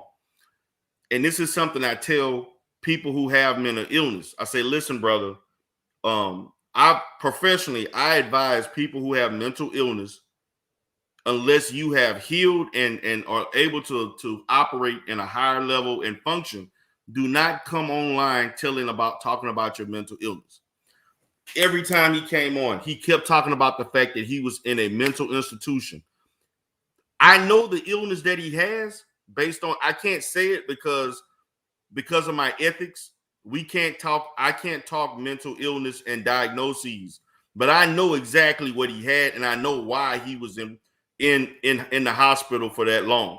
And the reason why is because he was a danger to himself, and he was a danger to other people based on the significance of that illness, and that he could not function on his own independently unless he was in like a group home or an assisted living. To be honest with you, the way he showed where he was living, it kind of looked like he was living in an assisted living or some type of, he didn't look like he was living on it. I don't know what he's living like now, but I know when he was coming on camera and I saw kind of the little room and all that looked kind of like he was in, because I own a group home. So I know, and I have clients that live in these situations that can't live on their own. And then remember, Anquan, you knew he came on and you started coming to the channel. And then when you came on the channel, Anquan, the brother sent me another long ass email about you. What did he say? Man, he said all kinds of shit about you being obsessed with him. He said some stuff about you being LGBT. Then he said something about you were saying he was LGBT. And then he started saying some stuff about for like 5 or 6 years, you was following him everywhere he was going on YouTube. And man, he went in on, man, he did all this stuff. And I was like, and remember, you came up on my panel. You was like, hey, what's up? You know, I was Pan-African. We started talking about different stuff. But this dude sent me, when he saw you in the chat, he got triggered. And then he sent me this long ass, every time matter of fact, every time, because he was watching my channel, every time he saw you in the chat, he would send me a long ass email about you. Dang. And I'm like, brother, you don't have to do that. Listen, I don't know. And at the time, I didn't really know you, but I was kind of like, hey, I'm gonna get his brother a chance. He seemed cool. He was respectful to me. I'm respectful to him. If you want to come on my channel and debate against Anquan, you can do that. I was calling you hardcore at the time because I didn't even know you. He the one who told me your real name because I didn't even know you called yourself. And he the one kept saying that. And so then he started taking my content without my permission. He does that all the time. Start doing. Now, I didn't even trip on that. I ain't trip on that because I know you do that. And he didn't really do anything to me that was not necessarily bad, but he was just taking, man, he was taking all my content. He did about 15 videos about me on my content, and he cut, and I ain't true. I kind of was like, all I asked the brother, and I don't know what he promised Sister Noble at the time, but I was telling him, I said, brother, it sounds like you trying to create a cult. I said that there's a little building you showing, and it's like nobody can disagree with you. I tried to tell you, man. I said, look, I'm not trying to tell you can't do the Mississippi campaign.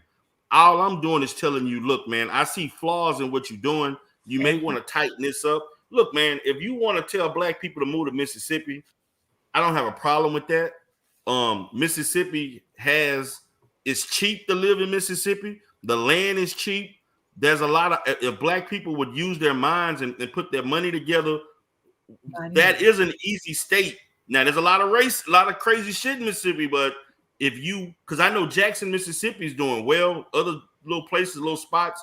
If we were strategic, I could see something happening. But the way you do it is that you can't tell people if they disagree with one thing you say, then you need to get out. And from that point, and he constantly kept bringing up the fact that people calling him crazy. He kept bringing up the fact that he had a mental health diagnosis. He kept bringing up the fact that he didn't want to take his medication. All of these things that I encouraged him that he should be doing. And I don't think that he's in the proper treatment as we speak. And then when I saw Sister Noble coming in and then he started doing stuff, I understand she, he can be persuasive when he want to. He can be very fucking persuasive. And the thing about it is the reason why he's so persuasive because he actually believed the bullshit that he's saying. And when you really believe it, you can persuade others. And so I didn't really know, because at the first I'm like, damn, I was thinking negative of Sister, and I didn't really know it. But this was the thing. I remember I heard Sister Noble on another platform. I think it was Black Woman Sphere.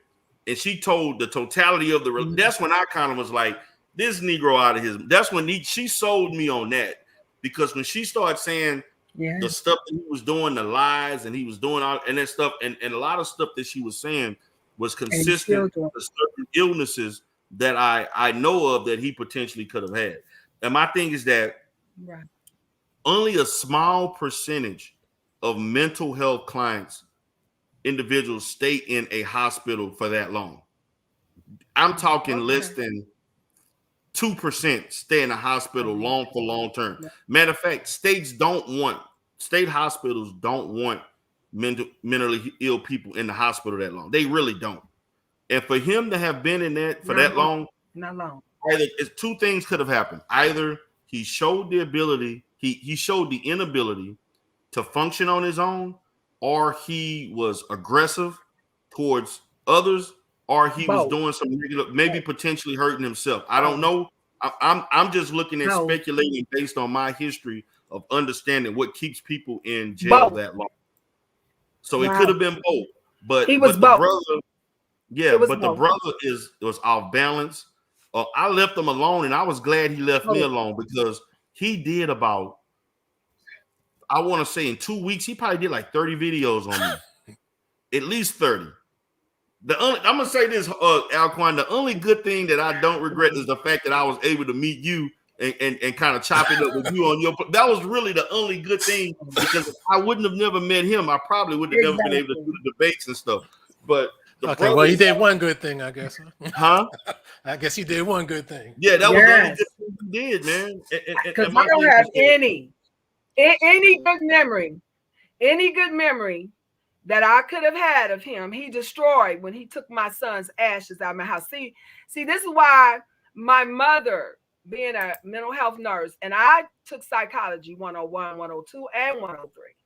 And I know enough about psychosis that when I picked up on things and I called my mom and she confirmed what I was seeing, when I found out for sure, I knew exactly what those papers were saying. Like, you almost want to feel sorry for the cat because he really don't know what he's doing. No, he really don't. The Really doctor don't. told me he don't. And this is why I know. My son had a nervous breakdown before he was murdered. And I had to deal with paranoid schizophrenia and manic depression in my home, me and my whole family, my mom, my dad, cousins, aunts, uncle. And because we love my son was my father and my mother's first grandson. And so after he had went to California, made a few videos because he was an entertainer, he had a nervous breakdown out in California. And so when we got him back home, I had to put him in a hospital for a little while. But the reason why is because they were getting ready to say my son had broken somebody's house and tried to rape them. And it was some white people down in Alabama because we were living in Alabama. Now I drive tractor trailers and I was living in Alabama at the time. And so I had to save my son from getting sent to the penitentiary because his lawyer wasn't doing a good job of defending him. So the day of his trial, I was there, and they found my son guilty and was getting ready to put him in penitentiary for 20 years over some lies. And I had to disrupt the courthouse and holler out to the judge, wait a minute, how can you lock up my son and throw away the key when he is mentally ill? And when I said that to the judge said, ma'am, who are you? And I said, I'm Aleeyah Muhammad. This is my son. And so he said, well, approach the bench. And I came up there and I told him the story. He looked at his lawyer. He said, did you know this? And the lawyer said, well, his mother had told me. He said, you didn't do any investigation?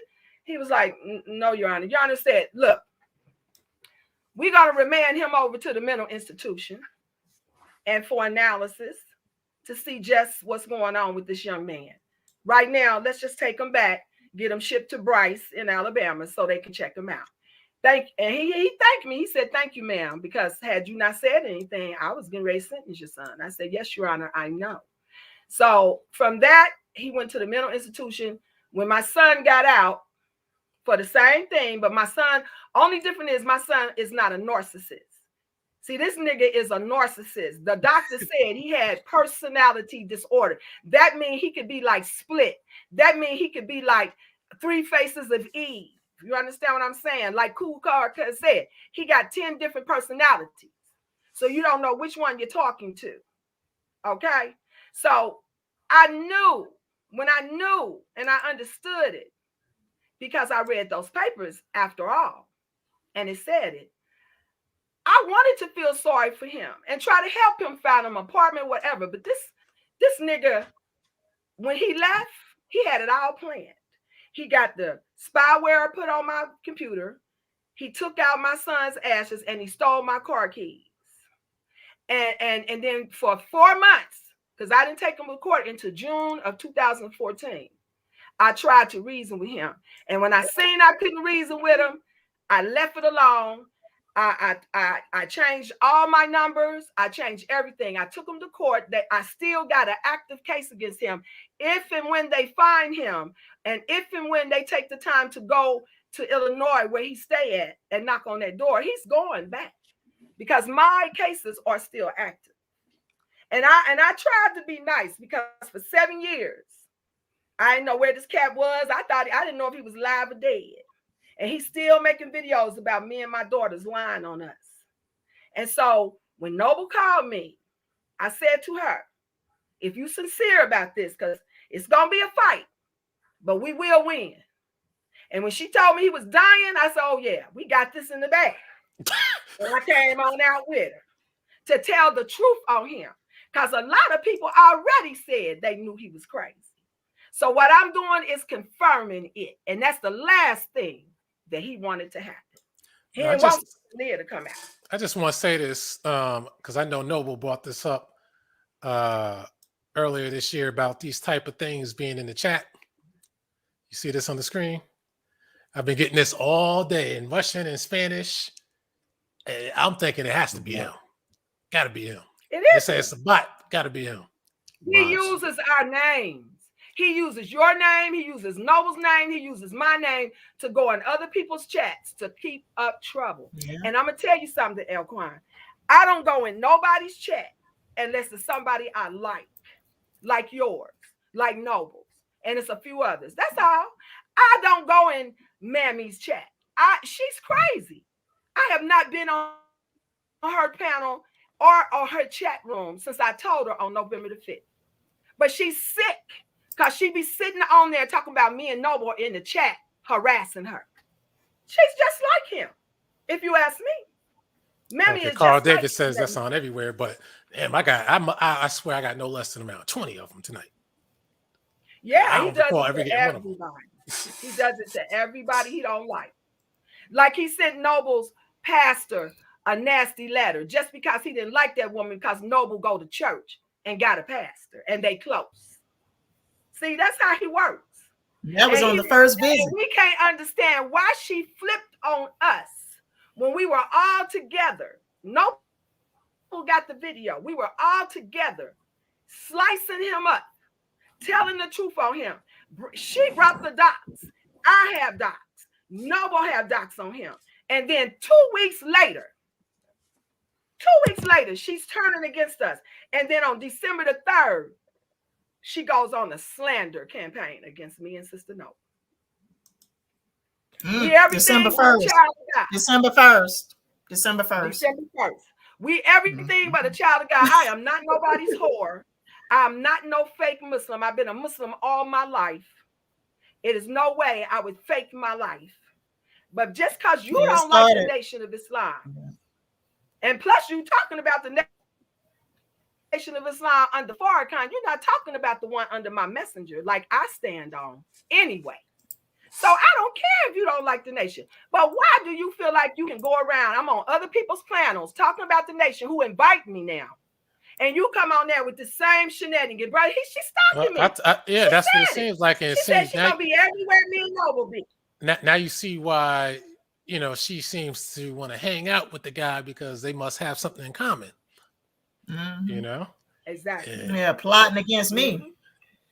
Now, he was very negative towards the Nation of Islam. Both of them don't have a case of slander. They don't have a case. They don't have a legitimate case. I'm the one with the legitimate case.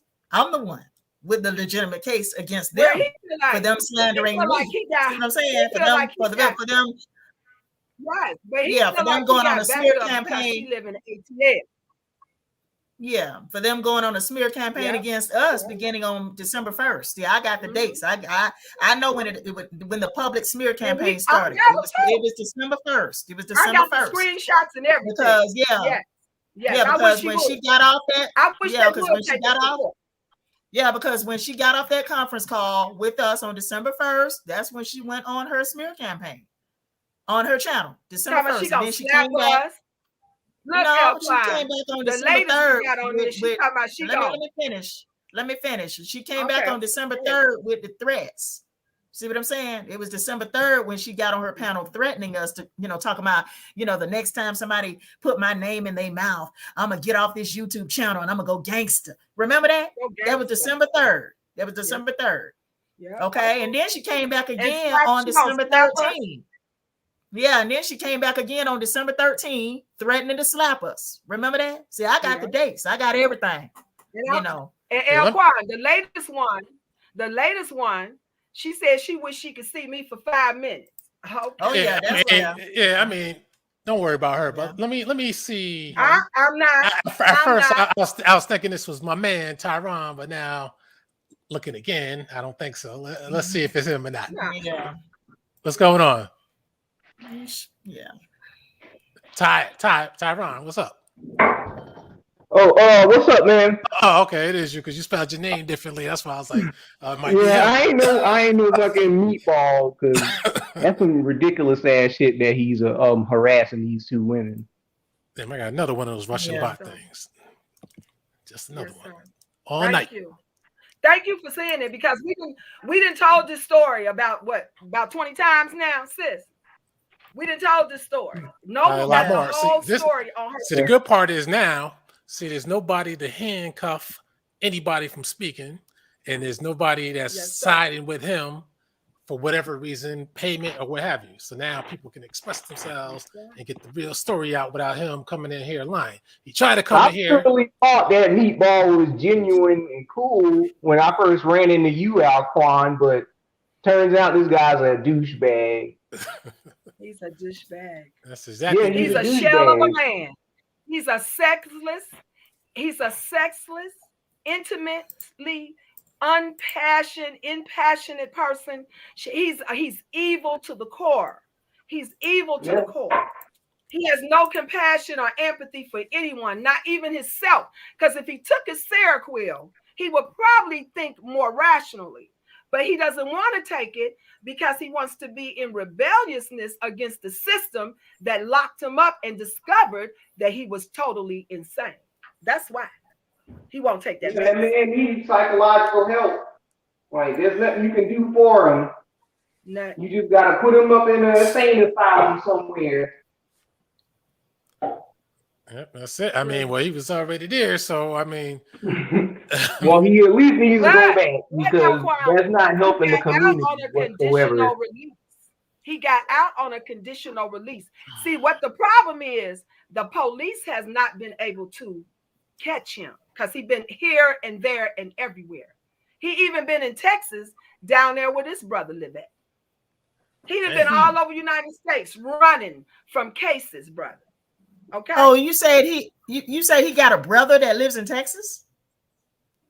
No, I said he'd been down in Texas. Remember, man, he found the Texas. I thought you just said he has a brother that lives in Texas. I said I never heard about. No, I'm talking about D. Darrell who lives in Texas, but I don't know where D. Darrell lives. I'm from Charlotte. Yeah, I'm in okay. Texas. I thought you said you was from Texas. Oh. Okay. Yeah, D. Darrell from Houston. Because actually, it was the turncoat that told us on my live stream on November 3rd that he has warrants in Texas and Florida. Yeah, that's what she told us. As well as St. Louis. Why is she rolling with him?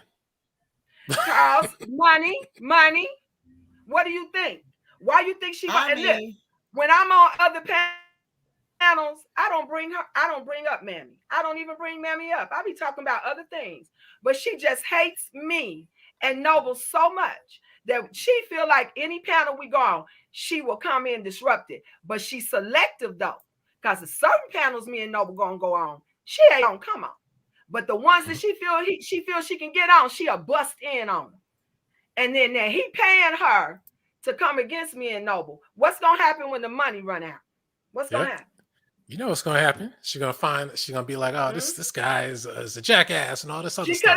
And then he's gonna make 50 million videos. I mean, this is what she said. I could, because I document stuff. Can I say this, my love? She tried to make people think me and Noble been knowing her for years. Oh, that's a lie. Yeah, talk about that. I just met that chick in what? September, October. She started coming to my chat rooms in late August. That's when she started coming to my chat rooms. Late August. I haven't known this bitch before, way back in the day, like she claiming I did. Her and I weren't friends way back in the day. I didn't know this bitch before August. Before she started coming to my chat rooms. Okay, in August of this year. She talk about us like she know us. She talk about us like she really know us. She said she knew Noble since 13 or something like that. Me and her have not been no friends since 2013. Never. That's what I'm trying to tell y'all.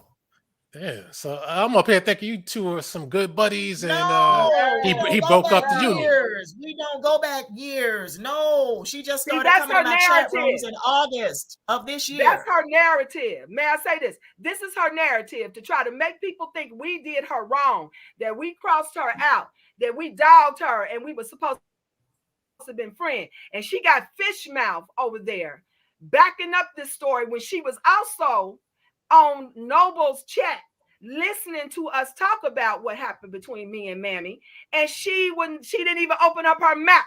Then she came on Noble's channel asking us questions, and me and Noble told her. So then she was like, well, I ain't gonna have nothing to say about it. But now she eating up all the slop from the slop jar. that this mammy is telling her, and anybody else who will listen, like we have done her wrong, like we betrayed her as a sister, and that's a lie, because I don't even know her. And before she gave me a chance to get to know her, she flipped on me and then started slandering me because of what this nut is saying, which is none of it's true, but she running off of it like it's the truth. Her on me and Noble, when she was on Noble's channel with us, and dogged this nigga with us and said he was crazy. But now everything she said about him, she done recanted. She done recanted. Okay. So, you know, we gonna you know, let everybody know that, you know, I just started talking to this bitch this year. I have not met this bitch back in the day. We were not friends from 2013. Okay. I just want to clear that up right now. Okay. Clear it up. Now, you know, what y'all see on the screen, this is one of the court cases right here. This is another court case. Okay. We gonna get in touch with her. Yeah, this is another court case that that Angel Snubbed Up 7, aka Lauren L. Ray, has. Hold on, where is? Okay, here we go. Lord have mercy. Okay, Lauren Lee Ray, petitioner versus Mary Lois Lacy. See, this is one of the defendants that he filed civil actions against back in 2003. Okay, back in 2003, right along with everybody else that he filed against on November 3rd, 2003, right? So this went up all the way to the Supreme Court. Let me finish this. This went up all the way to the Supreme Court, okay? Case number 03-6538. I just want everybody to see this shit. Okay, now, you know, Nandy herself, and you know, I'm glad I found this. This is, you know, see, this woman, Mary Lois Lacy, was employed by Etowah County Detention Center, right? So Lauren Lee Ray filed a civil action against her back in 2003, okay? Nandy came on my panel on November 3rd, okay? And this is what she said, okay? Now, you know, on my November 3rd, 2021, you know, I wrote this earlier on my panel, November 3rd, 2021, the turncoat also revealed that Lauren L. Ray has stalking cases against him in both the state of Texas and Florida following his 2007 conditional release from the Missouri Department of Mental Health, right? Right. In November 2003, Lauren Ray filed a civil lawsuit. Let me finish. Filed a civil lawsuit against an employee of Etowah County Detention Center in St. Louis, whose name is Mary Lois Lacy. Okay. The turncoat revealed that after Lauren was released from the Missouri Department of Mental Health in 2007, he stalked Mary Lois Lacy. Okay. And y'all can go back and listen to my live stream that I played today, you know, of the video, the original live stream from November 3rd. Okay. Now, the turncoat also revealed that there are stalking charges against Lauren Lee Ray in Texas and Florida. The turncoat further revealed that some of Lauren Ray's family members got cases against him. She specifically stated during the live stream, even some, I'm quoting her direct statements that she said, okay, when she was on my panel on November 3rd of this year, right? She specifically stated during the live stream, even some of his family members. And Michael Ray, he got cases. That's what she said. Even some of his family members and Michael Ray, he got cases. I'm quoting exact verbatim what she said, okay? She said, I'm looking at all these cases. All these got to be his family members because they in the state of Illinois. They got cases too on mental shit and stalking. And I ain't gonna put their names out. That's what she said. That's a direct quote from the turncoat. Right. Okay. Man. She said, I'm looking at all these cases. All these got to be his family members because they in the state of Illinois. They got cases too on mental shit and stalking. And I ain't gonna put their names out. Now, y'all know Lauren Ray got family members in Missouri and Illinois, right? Okay. Right. Okay, got it. Okay. The turncoat said, I'm going to text them to you, Sister Noble, so they don't say we flagging his family, but I got information on all of them with cases up there in St. Louis court. That's what she said. Okay. This is her direct quotes. I'm going to text them to you, Sister Noble, so they don't say we flagging his family, but I got information on all of them with cases up there in St. Louis court. Okay? And my ass, she also told me to send her my cases that are still active against him in Ohio. And we never got around to it because the next thing we know, she's slandering us all over the YouTube. Yeah. Okay. Yeah. Now everything she said about him is uncredible. It's not credible anymore because she and him are in this fight together to try to slander me, Sister No. And exactly. Yep. And so, I guess they call themselves, in alliance against me, in some form of an alliance against me. Yes, of course.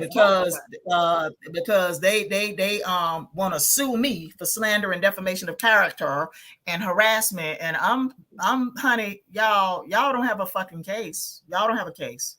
No matter who fixed their fucking mouth to lie on me and Aaliyah, whether you plan on going after Aaliyah or not, and just me, or you want to isolate me, or you want to, separate me and Aaliyah by not going after her, but you want to come after me for slander. And I'm telling you, I got evidence to prove that you fuckers began the slander campaign. You began the slander campaign against me. But Brother Alquan, all she had to do is, she was a real sister, and like some of these sisters in your chat, I don't see no love. I don't see no sisterly love in none of these sisters. There's very few sisters since I've been back on YouTube that I can say have shown some kind of sisterly love, whether you like them or not. Yeah, she claims to be some even black the ones power, in your black chat positive are just person, very but disrespectful. she hates black people. See, because if you really love black people, how you gonna threaten to sue somebody sending me a text message? That's true. How you gonna threaten to sue somebody sending me a text message on? Well, I mean, December one thing about 21st, lawsuits, nobody's and gonna then sue come back nobody around on December 26th. No. Yeah, and then come back around. Let me finish this. And then come back around on December 26th, putting my name in your mouth.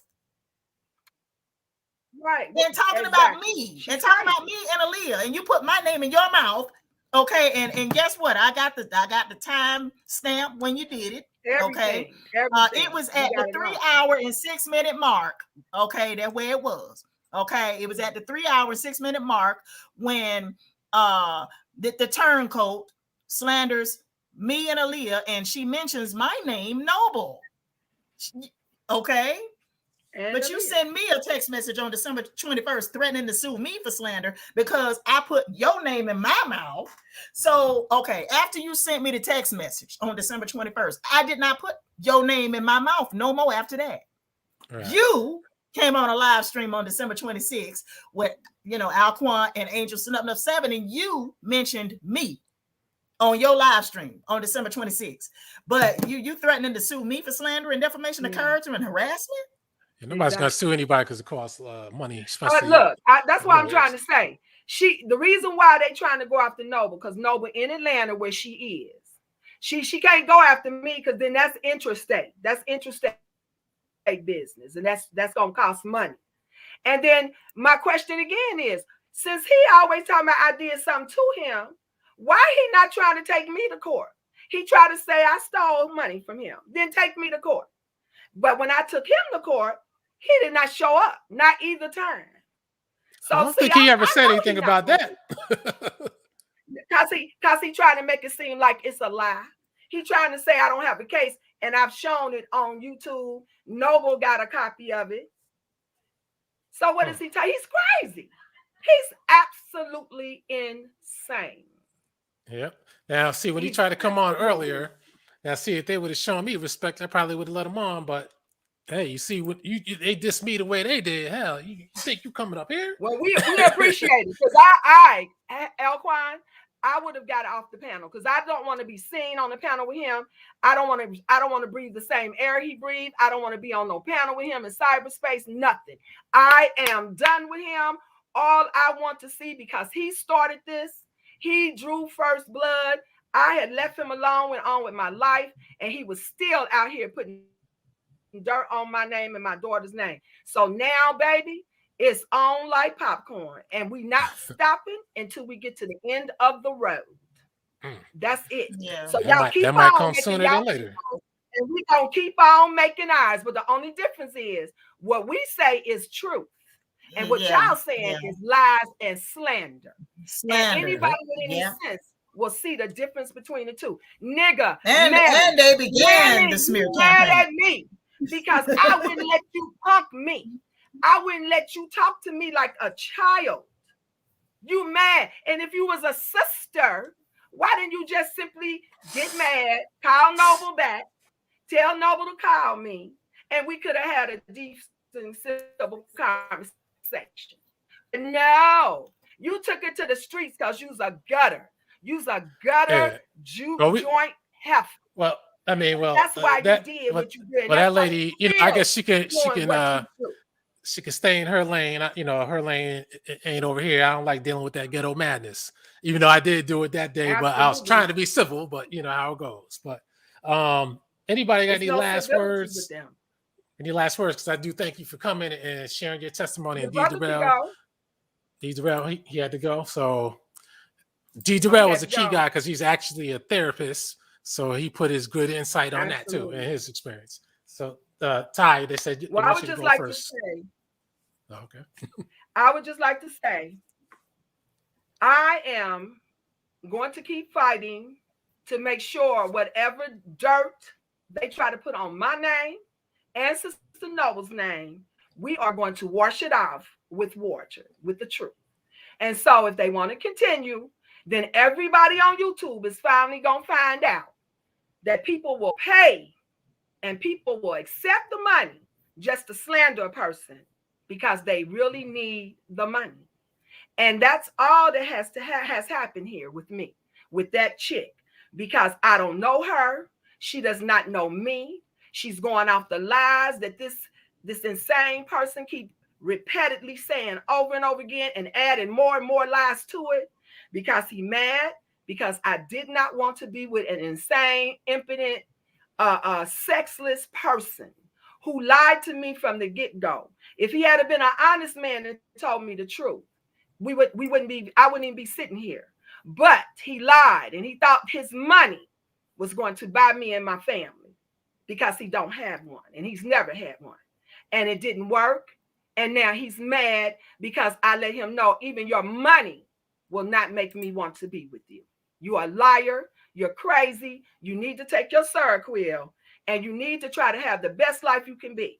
Now that was until I found out he took my son's ashes and my keys. And when I had to take him to court, the last time I talked to him before I got my numbers changed, I told him, your life is over, nigga. You will burn for this nigga. You are going to die, nigga. And everything you try to do, nigga, ain't going to come to fruition because you are evil. And God don't like ugly. You black, evil, shell of a man, Sambo. And everybody who linked with you, everybody that's linked with you has to be as crazy as you are to take you serious. Only a crazy person could let him persuade them to do anything. And that I know. So y'all keep it up, because me and Sister Noble gonna keep it up. And we gonna be on I'm sorry. Well, I keep thinking of that black Black shell of a man. Sambo, you keep on going around paying people to try to hurt me and Noble. If you just gonna spend all your money, because you're not gonna stop us, and we're not scared of anyone. And in the name of Allah, who is my strength and my sword, nigga, you will die, and you will not win. You will not win, Lauren L. Ray, Angel Snut 7, Mr. Soul Brother. You was a liar. I hate these people like this, Anquan. Anquan, I hate these niggas out here trying to promote that they for black unity and liberation when all they do is go around trying to hurt other people. Right. What kind of Yeah, stuff exactly. Yeah. Almost all of them are phony like that.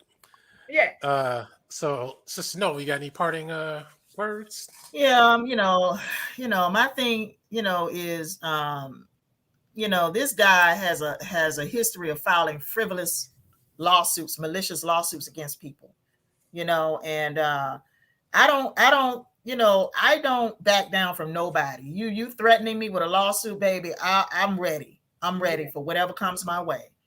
Whether you working with the turncoat, or whether you working with the lawyer that, be on her channel all the time, in her chat rooms, backing her up and turned on me and Aaliyah, after she initially sided with us and after she initially supported me and Aaliyah, okay, starting in August, when all the shit went down between me and Angel Snut 7, she was there supporting me and Aaliyah. Okay, but now, she's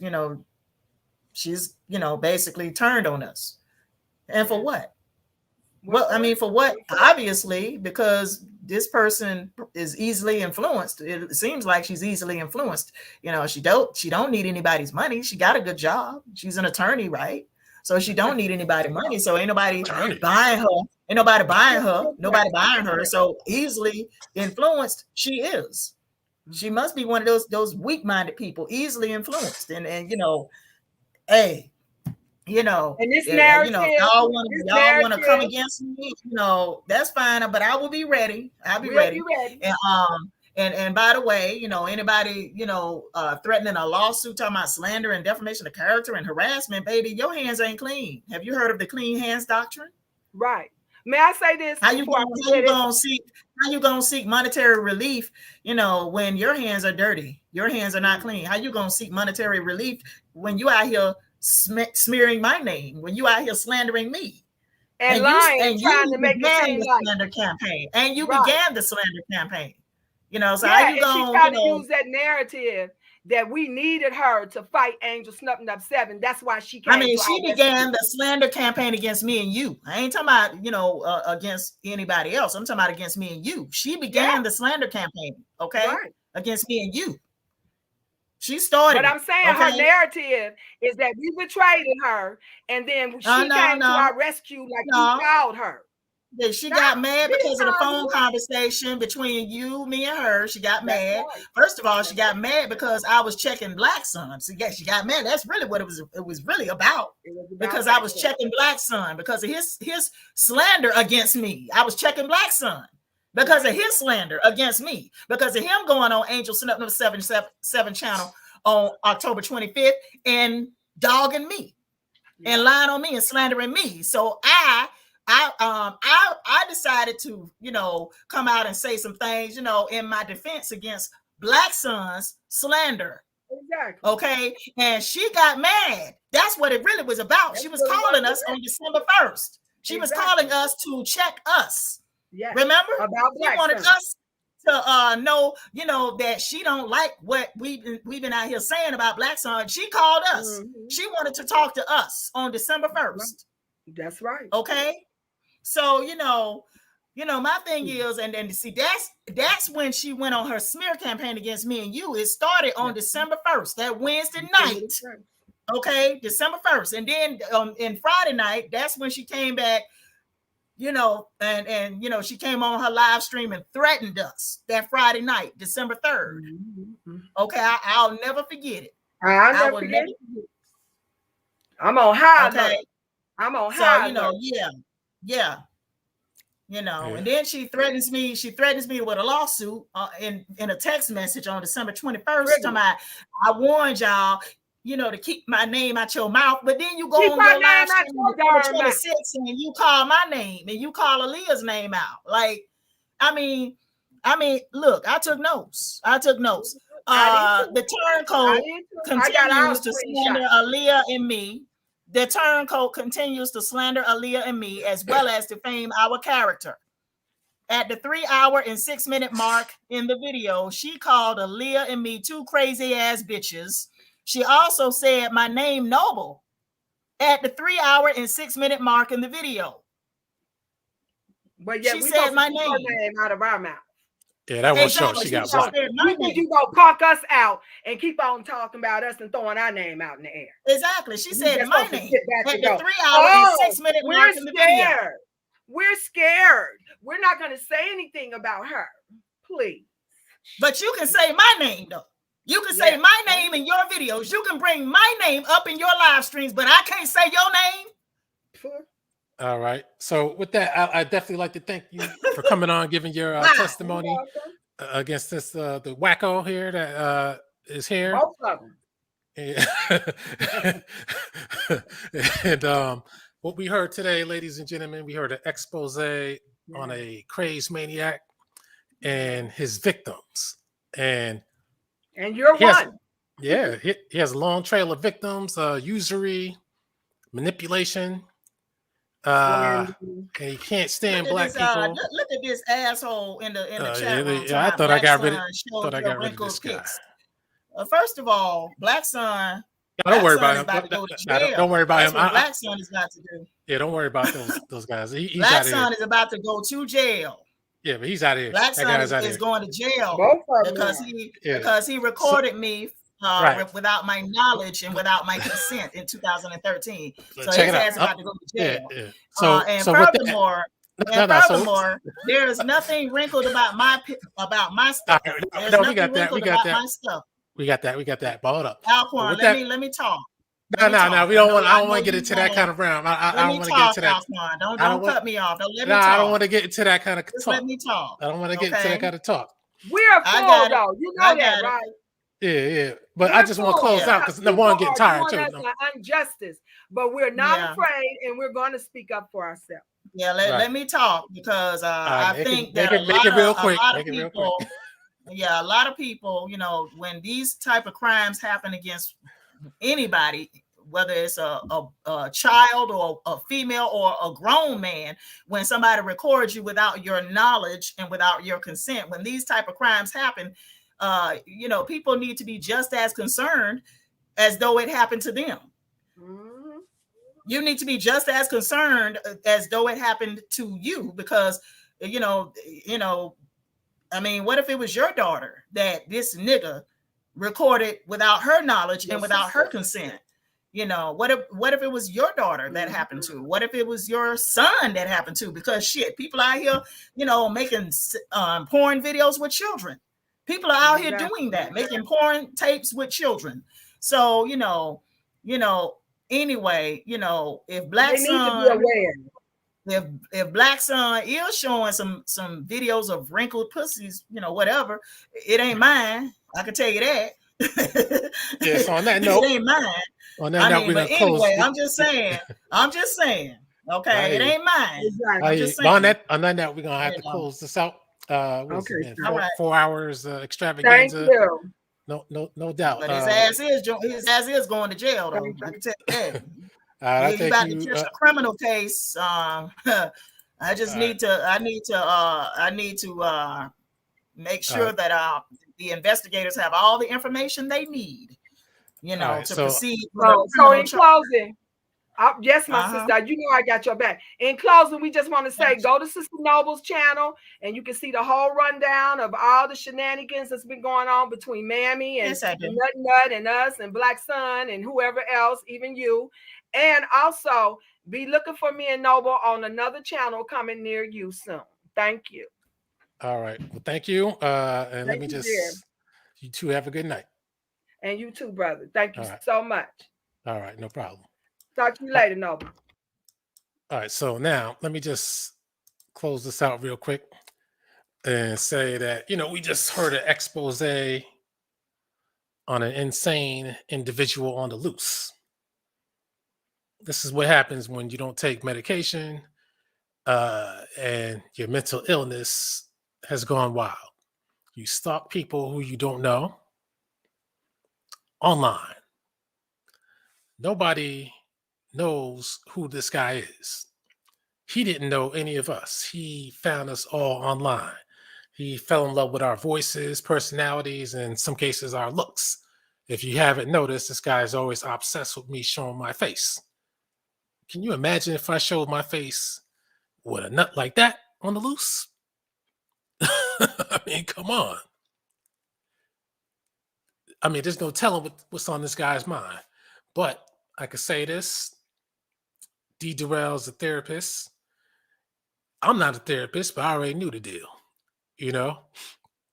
So, to that guy, I mean, just stop lying and learn to respect people, and you'll be better off. I mean, if you're on the way out of here, you're supposed to be nice on the way out because you don't want people coming to spit on your grave. That's what you don't want. Be nice. So with that, I think we said all that we had to say, and we set the record straight. And if people who got called a roach still can't get it through their heads of what's going on, I don't know what to tell you.